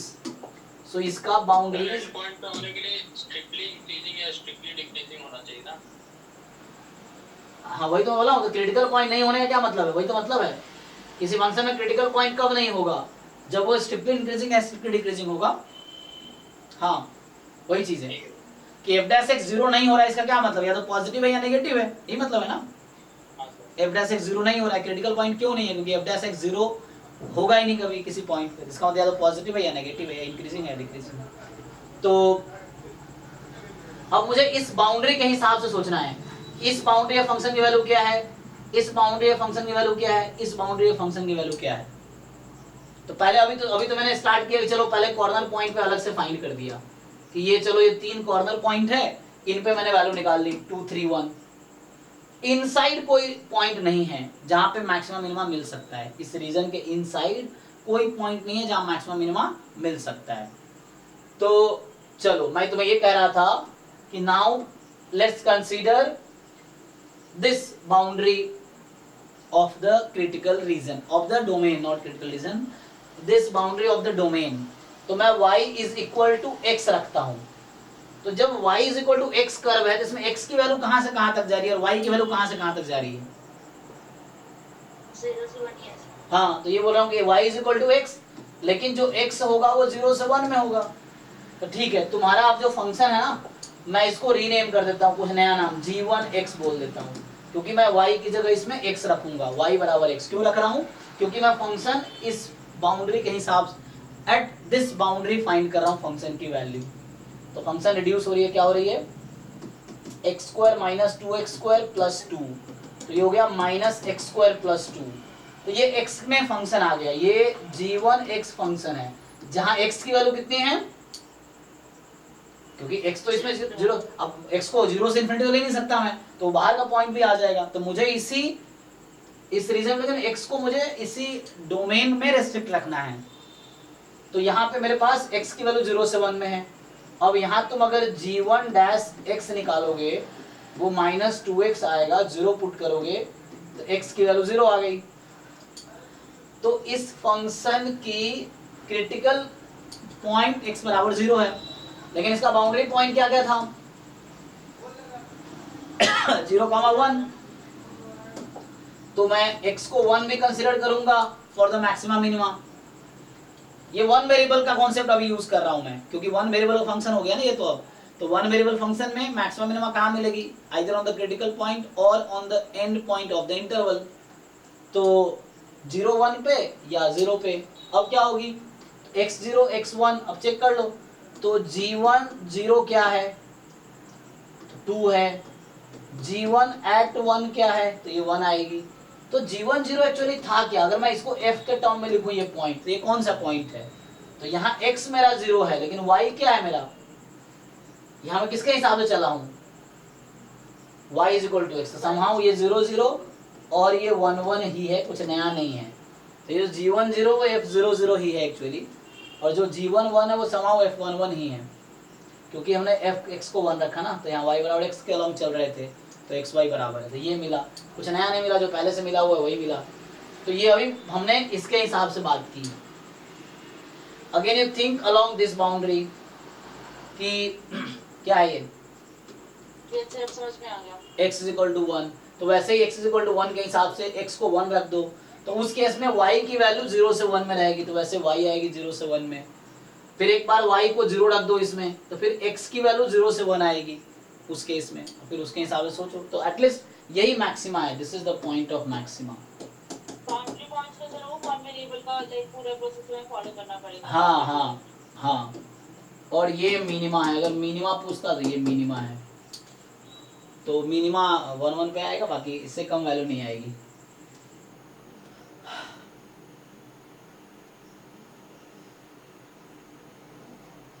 ठीक है, चलो नेक्स्ट बताओ।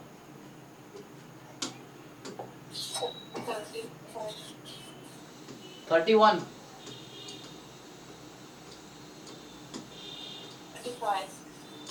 5 ये वाला, ओके।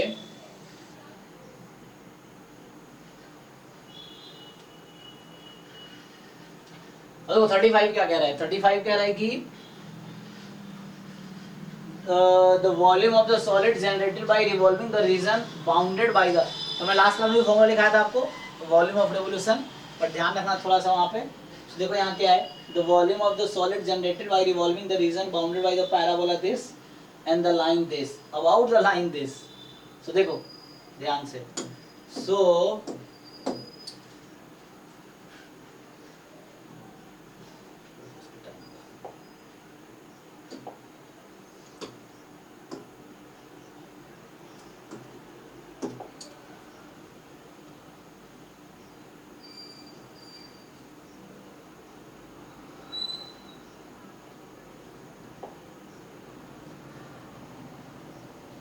एक तो है x बराबर 2y स्क्वायर प्लस 4 और एक है x बराबर 6, this and this.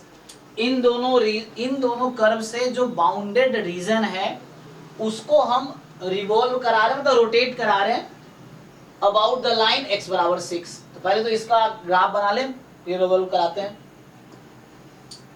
So x बराबर 2y स्क्वायर प्लस 4 है, तो जब भी ये पावर 1 पावर 2 इस तरह से पैराबोला है, तो अगर x बराबर जस्ट y स्क्वायर होता तो हमारा इस तरह से ग्राफ बनता, x बराबर जस्ट y स्क्वायर, या 2y स्क्वायर भी होता तो इस तरह से बनता। लेकिन प्लस 4 भी कह रहा है, तो प्लस 4 कह रहा है, इसका मतलब है कि ये 4 से स्टार्ट होगा, है ना जी। y को तुम 0 रखो तो x की वैल्यू 4 हो जाएगी। तो ये मतलब x can not take value less than 4। तो यहां से ग्राफ ये कुछ इस तरह से बनेगा। So this is the graph of the curve x is equal to 2y square plus 4।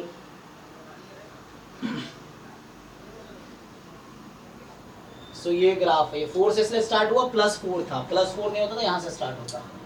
अब आपका x, यहाँ x की वैल्यू 4 है, ये 6 है। So this line is x is equal to 6, this line is x is equal to 6। अब आप ध्यान से देखो, तो कह रहा है कि the volume of the solid generated by revolving the reason bounded by the parabola this and this. तो इन दोनों बीच का रीजन कौन सा है, ये रीजन है।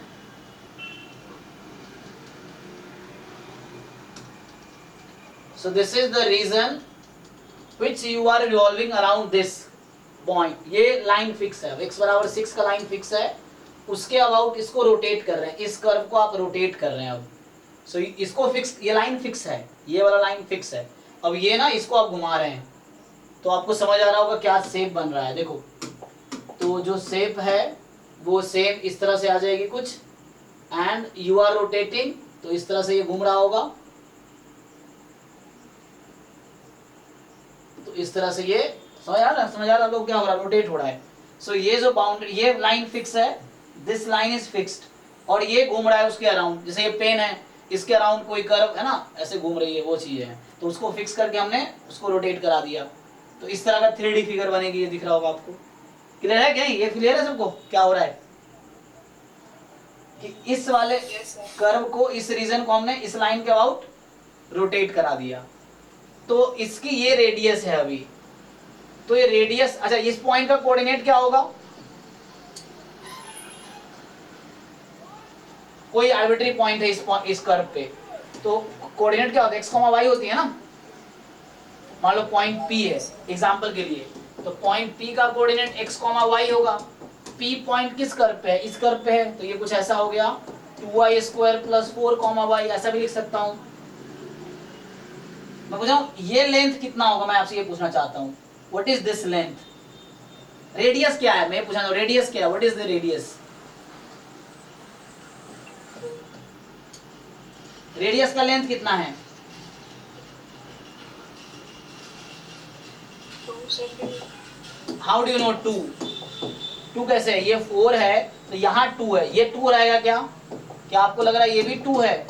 दिस इज ऑल्सो लेंथ 2, ये भी 2 है। No sir. फिर क्योंकि यहाँ तो 4 तो ये x बराबर 4 की लाइन है तो यहाँ 2 है, बट ये कर्व तो यूनिफॉर्म थोड़ी है, तो वेरिएबल रेडियस होगा ना अभी तो मान लो ये देखो, अब जैसे कोई पॉइंट प्लस 4 माइनस 6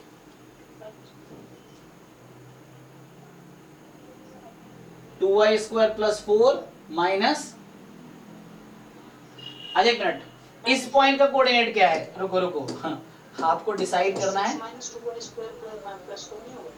देखो ये 6 है ना, यहाँ पे y कोऑर्डिनेट छोड़ो, वो छोड़ो, मैं पैरेलल लाइन ड्रॉ कर रहा हूँ, यहाँ से यहाँ तक का डिस्टेंस कितना, ये डिस्टेंस कितना है? 6, और ये डिस्टेंस कितना होगा? स्मॉल x, अभी स्मॉल x बोलो, x कोऑर्डिनेट ना, 2y² प्लस 4। अब वो y छोड़ दो, अभी 6 माइनस x बोल सकता हूँ कि नहीं? So this radius is 6 minus x, हाँ या ना? Yes sir. क्योंकि यहां से यहां तक 6 है, और जहां भी पॉइंट ले लो, x तो मूविंग पॉइंट है ना, तो x is arbitrary point on this curve, तो x जो है वो आर्बिट्री पॉइंट है इस कर्व पे, तो ये x लेंथ है, और ये टोटल 6 है, तो टोटल 6 और ये इधर x है, तो ये कितना है, ये रेडियस कितना है मैं बोल रहा हूँ, तो वो radius 6 minus x actually.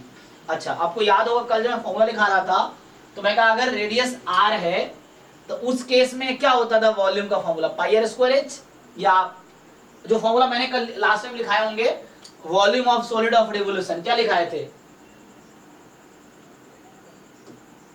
5y² dx। हाँ, pi y square D x, तो ये पाई वाई स्क्वायर जब रेडियस y के अराउंड था, जैसे ये वाला कर्व में लिखा होगा pi x square d y, क्योंकि वहां पे रेडियस x बन रहा था, अभी आपका रेडियस क्या है वो देखना है, तो देखो, तो इसमें वॉल्यूम ऑफ रिवोल्यूशन जो आएगा that is integration pi, what is the length of the radius, यही पूछ रहा हूं, 6 माइनस एक्स स्क्वायर, अब एक पर्टिकुलर आप क्या ले रहे हैं, आप यहां आएगा डी वाई, तो जो पाई एक्स स्क्वायर डी एक्स था ना, सी मैं अभी आपको याद दिलाता हूं, जैसे इसके अराउंड आप घुमा रहे हो इस कर्व को, तो this is your radius x, तो जब इसको आप रोटेट करते हो तो इस तरह से बनती है ना, तो इसमें वॉल्यूम ऑफ रिवोल्यूशन आया था pi, radius is x, so pi x square d y, अब जो भी वाई की लिमिट है, तो ये फॉर्मूला था, यहाँ पाई 6 माइनस एक्स का स्क्वायर डी वाई होगा, क्यों? क्योंकि length this radius is 6 minus x, ये तो फिक्स है, ये एक्स वेरिएबल है, वेरिएबल मतलब ये जैसे एक्स कोऑर्डिनेट पॉइंट का मतलब उस पैराबोला का एक्स कोऑर्डिनेट जो भी है, इस कर्व का आर्बिट्री पॉइंट है ना, इस कर्व पे आर्बिट्री पॉइंट एक्स है, तो ये 6 माइनस एक्स, तो ये फॉर्मूला लगा लो, हो जाएगा। अब यहाँ बताओ y की लिमिट कहाँ से कहाँ तक होगी, तो यहाँ पे y क्या है और यहाँ पे y क्या है, -1 + 1 है ना, तो आप देख लो पुट करके, सो x को 6 रखेंगे इसमें, तो देख लो y क्या आएगी, तो x को 6 रख लो, इन दोनों को साइमल्टेनियस सॉल्व कर लो, साइमल्टेनियस दोनों को सॉल्व कर लेंगे तो y जैसे आप लोग बता रहे हैं +-1 आएगी, तो इधर y की वैल्यू 1 है और यहाँ पे y की वैल्यू -1 है, जैसे तो -1 से 1 कर दो इंटीग्रेट, अब ये x की वैल्यू रख दो यहाँ से, ये 2y² + 4 था ना x, तो पुट कर लो, तो ये आंसर आ गया -1 to 1 and pi time 6 minus x, x की वैल्यू 2y² + 4 है, तो 6 माइनस कर देंगे कितना आ जाएगा, 2 माइनस 2y² बचेगा, 6 माइनस एक्स की वैल्यू, एक्स देखो एक्स कोऑर्डिनेट इस कर्व का है ना, तो मैं कह रहा था कि एक्स पॉइंट इस कर्व पे एक्स कोऑर्डिनेट है, तो एक ये इस कर्व को सेटिस्फाई करेगी, तो पुट कर लो वैल्यू, तो 2 minus 2y² at the end आएगा dy, इसको इंटीग्रेट करो क्या आता है, हाँ यही आंसर होगा, चलिए देख लो।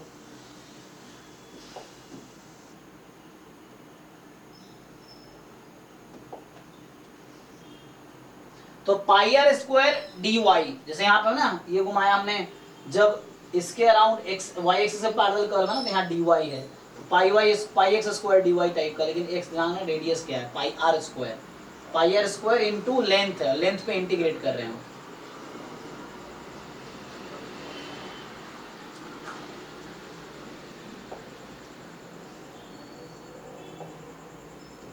हाँ नेक्स्ट बताओ।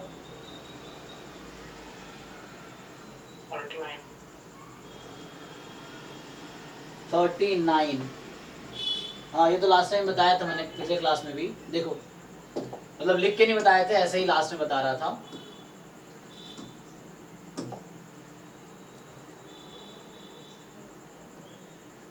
आपको क्या बोला ये कर, देखो कि volume of the reason bounded by z is equal to x square plus y square and the plane z is equal to 2y, ठीक, गिवन बाय, तो तुम्हें वॉल्यूम दे रखा है, ध्यान से देखो, तो मैं भी लिखता इसको, तो क्या लिखता, चलो जैसे लिख दिया उसने dx dz dy।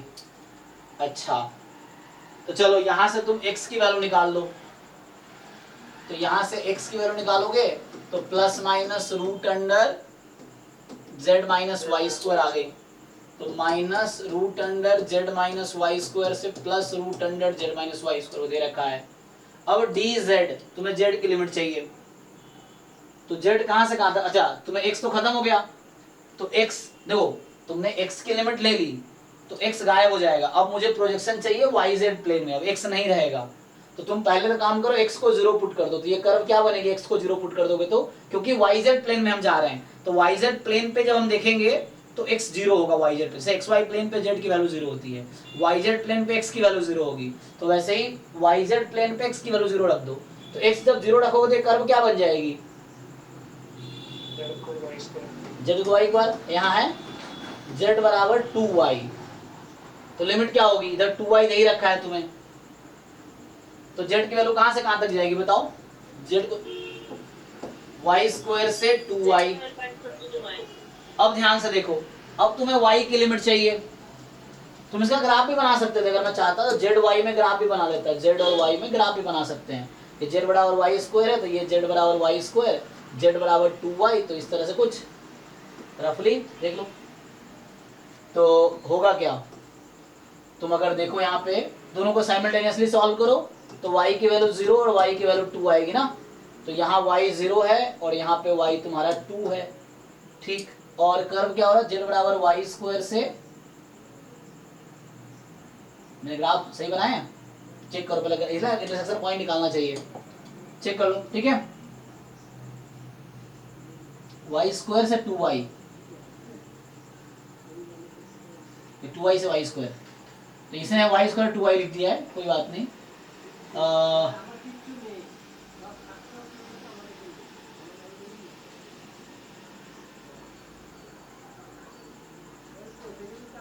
कर्व कौन सा ऊपर होगा, ये मैंने गलत ग्राफ बनाया है ना,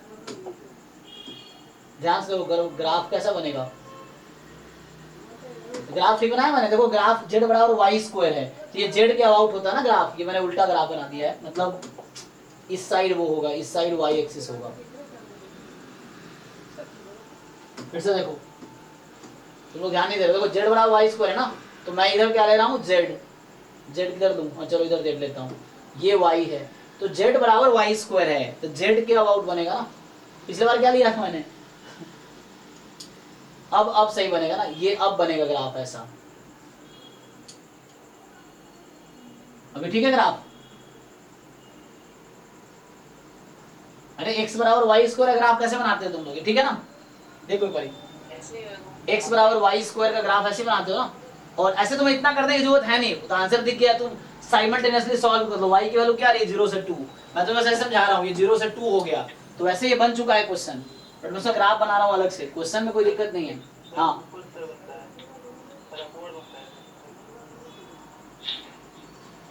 नहीं तो वो डिपेंड करता है एक्सिस कौन सा ले रहा हूं मैं, अभी एक्सिस z इधर लिया है मैंने,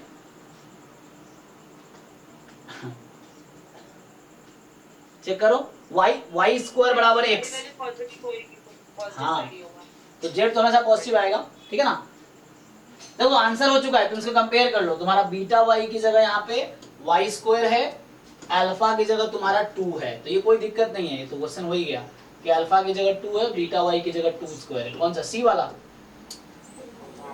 तो ये तो आंसर हो गया है। बस मैं ग्राफ बनाना है, इसको तुम ग्राफ बना के, मैं बोल रहा हूँ इसका ग्राफ बना के भी तुम देख सकते हो इसका, अगर तुम चाहो तो ग्राफ। अगर तुम्हें जेड में दिक्कत हो रहा है तो एक्स में कर लो, तो एक्स बराबर 2y है, तो जेड बराबर 2y, जेड को 1 रखेंगे तो y की वैल्यू 1/2 होगी।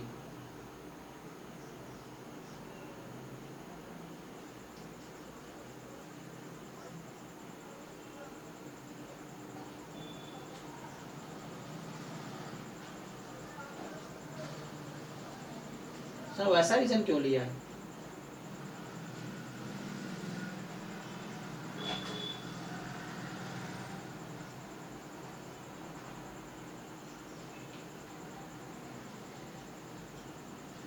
क्वेश्चन तो ठीक है, मतलब आंसर मिलाने के लिए फाइन, क्वेश्चन ठीक है कि आंसर जस्ट मैच करना, वाई स्क्वायर से 2y दे दिया है। बट अगर तुम ऐसे ग्राफ बना के देखो तो इसका ग्राफ बनाओ, जैसे मैं बोल रहा हूँ इंटरसेक्शन पॉइंट निकाला ना, तो y जब 0 है तो z कितना है, 0 है, y जब 2 है तो z कितना है, 4 है ना। तो यहाँ 4 होगा z और यहाँ 2 होगा ना, तो y बराबर 2 है। तो लाइन तो ऐसे ही पास करेगा, देख लो ये तो लाइन ठीक है ना। यस सर, 0 और 2 पे कट करेंगे।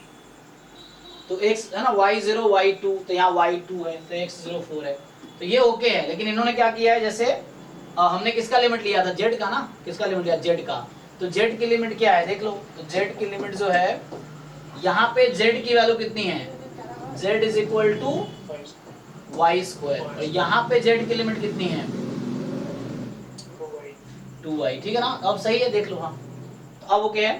तो ये आपका yz प्लेन में ये रीजन है, एक बार चेक कर लो, तुम ग्राफ बनाओ ठीक से दिख जाएगा। तो ये प्लेन था, तो यहाँ पे जो dz dy था ना, तो z की लिमिट y स्क्वायर से 2y, ठीक है ना, हाँ ठीक है। अब ये z एक्चुअली z एक्सिस है ना, कई बार हमारे दिमाग में xy चल रहा होता है ना, तो z एक्सिस है ये z एक्सिस है, एक्सिस का z एक्सिस है, y ही है, तो z की लिमिट इधर z बराबर y स्क्वायर कर्व है, z बराबर 2y है, तो जो y स्क्वायर 2y, अब y की लिमिट क्या है, तो y की लिमिट है इस रीजन में 0 से 2, इधर y 2 है, यहाँ 0 है, तो 0 से 2 ओके है, देख लो अब कंपेयर कर लो, ठीक है।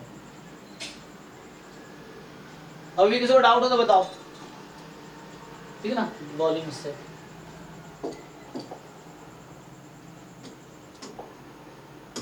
हाँ नेक्स्ट बताओ, और लोगों के भी डाउट थे ऐसे तो, हाँ 48। अभी नेक्स्ट क्लास में डाउट चलेगा, डोंट वरी। आज क्या है, आज जैसे आज वेडनेसडे है कि फ्राइडे है, आज वेडनेसडे है, अच्छा आज थर्सडे है, ट्यूसडे थर्सडे सैटरडे, तो सैटरडे को भी इसकी डाउट क्लास इंटीग्रल की एक और असाइनमेंट भेजूंगा मैं अभी। तो इंटीग्रल के जितने भी 7, 8, 10 असाइनमेंट भेजे थे, एक एक करके सारा सॉल्व करो। तो अभी सैटरडे को भी 6 to 9 इंटीग्रल के डाउट होंगे या बाकी डाउट्स होंगे। उसके बाद लीनियर अलजेब्रा स्टार्ट करेंगे हम ट्यूसडे को, है ना, तो ट्यूसडे को स्टार्ट करेंगे लीनियर अलजेब्रा हम लोग, तब तक डाउट चलेगा, संडे को भी डाउट चलेगा। 48 ये वाला, यस सर। ये तो हमने क्लास में किया था बीटा गामा फंक्शन में, आपको याद है, देखो तो ये हमने क्लास में सॉल्व किए थे जब बीटा फंक्शन पढ़ रहे थे तब। अब चेक करो बीटा और गामा फंक्शन वाला नोट्स चेक करो आप, तो उसमें ये क्वेश्चन हमने सॉल्व किया था। देखिए तो ये है 0 से इन्फिनिटी 2 की power minus x square dx, और इस क्वेश्चन को हमने 3 तरीके से तब किए थे, मतलब उससे रिलेट करना चाहो तो, जैसे e की पावर माइनस एक्स स्क्वायर किया था ना, वैसे ही क्वेश्चन तो है ये। e की पावर माइनस एक्स स्क्वायर का क्या होता है, √π/2, तो उससे ही रिलेटेड है ये। तो वहाँ स्टैंडर्ड नॉर्मल के पीडीएफ से कर सकते हैं हम लोग, i इंटू आई स्क्वायर करके बताया होगा दूसरा मेथड, तीसरा method beta function gamma function use करके। तो देखो इसको मैं सॉल्व करता हूँ एक तरीके से अभी। तो 0 से इन्फिनिटी e की पावर में क्या लिख सकता हूँ इसको, e की पावर log 2 की पावर माइनस एक्स स्क्वायर, ऐसा लिख सकते हैं हम लोग, जानते हैं e की पावर log x इटसेल्फ। 0 से इन्फिनिटी ये आ गया e की पावर कितना minus x square log 2 dx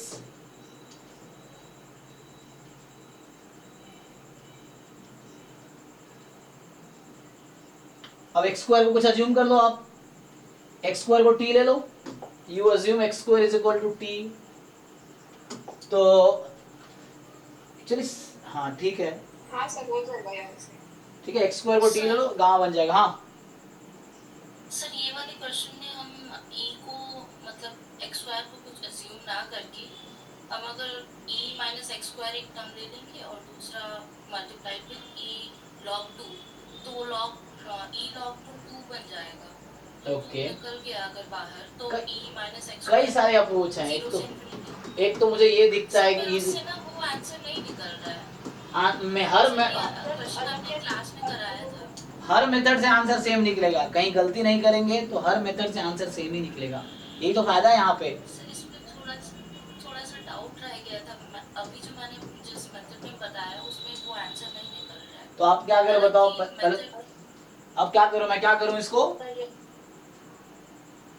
sir जो ये जो थर्ड स्टेप आपने किया है ना उसके बाद से हाँ वो log 2 को हम e log 2 लिख लें, लिखने के बाद ई log 2 क्यों, मतलब log 2 बेस ई log 2 क्यों लिखेंगे? अच्छा बेस e में जा रहा है। ई log 2 क्यों करेंगे? ऐड होता है सब अलग अलग लिखते हैं। आप अलग अलग नहीं कर सकते, आप जो सोच रहे हैं कि अच्छा आप ये सोच रहे हैं ऐसा कर दूं e की पावर log 2 कर दूं, ऐसा सोच रहे हैं, हाँ तो सर ये गलत है ना,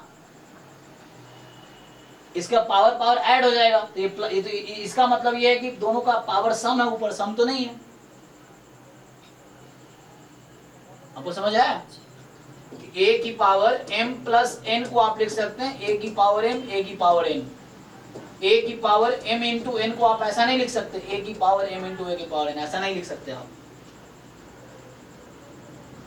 समझ रहे हैं आप ऐसा लिखेंगे तो आप ये कहना चाह रहे हैं कि a की पावर m प्लस n और m इंटू n सेम होता है। तो आपको अपनी गलती समझ आई कि नहीं? जी हाँ वो सम हो जाएगी, तो इसलिए मैंने कहा कहीं अगर गलती करोगे तभी आंसर गलत आएगा, अगर कॉन्सेप्ट सही है तो आंसर गलत आ ही नहीं सकता। तो दूसरा अप्रोच ये है कि जस्ट आप आई को मल्टीप्लाई कर लो, तो आई स्क्वायर हो जाएगा, डबल इंटीग्रेशन कर लो e की power minus x square plus Y square D x D Y, इसको आप पोलर फॉर्म में कन्वर्ट कर लो, you just convert into polar form. तो जो आई स्क्वायर है वो आपका e की power minus r square r d theta, r की वैल्यू 0 से इन्फिनिटी, 0 से चूंकि 0 से इन्फिनिटी था तो मतलब ये फर्स्ट क्वाड्रेंट है, x 0 से इन्फिनिटी y 0 से इन्फिनिटी, तो सर फर्स्ट क्वाड्रेंट कवर कर रहा है, तो 0 से पाई बाई 2 हो गया, इससे सॉल्व कर लो, इससे भी आ जाएगा। तो आप ये भी कर सकते हैं, तो इससे भी आंसर ये आई स्क्वायर आएगा, बाद में आई कर लेना। दूसरा मेथड ये आसान है कि यहाँ t बराबर एक्स स्क्वायर, हाँ तो जो आई और आई नोटेशन दिया है और इसका रेफरेंस समझ में आया। हाँ आपको पता है कि वेरिएबल जो डेफिनेट इंटीग्रेशन है वो वेरिएबल से फ्री होता है, मतलब अगर साइन x समझ गया ना, हाँ तो वेरिएबल से फ्री है तो मुझे कोई दिक्कत नहीं है, मैं वेरिएबल कुछ भी रखूं आई ही रहेगा, वो कांस्टेंट चेंज नहीं होने वाला, ठीक है। तो y z कुछ भी रखना तो वही रहेगा, यही चीज है। अब यहाँ से इसको इंटीग्रेट करो, मान लो आएगा, ये आएगा तुम्हारा पाई बाई 4 आएगा, तो i की वैल्यू आ जाएगी रूट पाई बाई 2 आ जाएगी, इसको सॉल्व कर लो पाई बाई 4 आएगा। तो एक तरीका ये मेथड है, दूसरा ये एक्स स्क्वायर को t ले लो, अब इजीली हो जाएगा, ये गामा फंक्शन पे ब्रेक हो जाएगा, गामा फंक्शन बन जाएगा ये।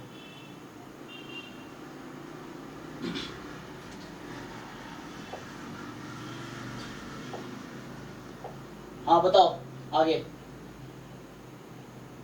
हो गया खत्म?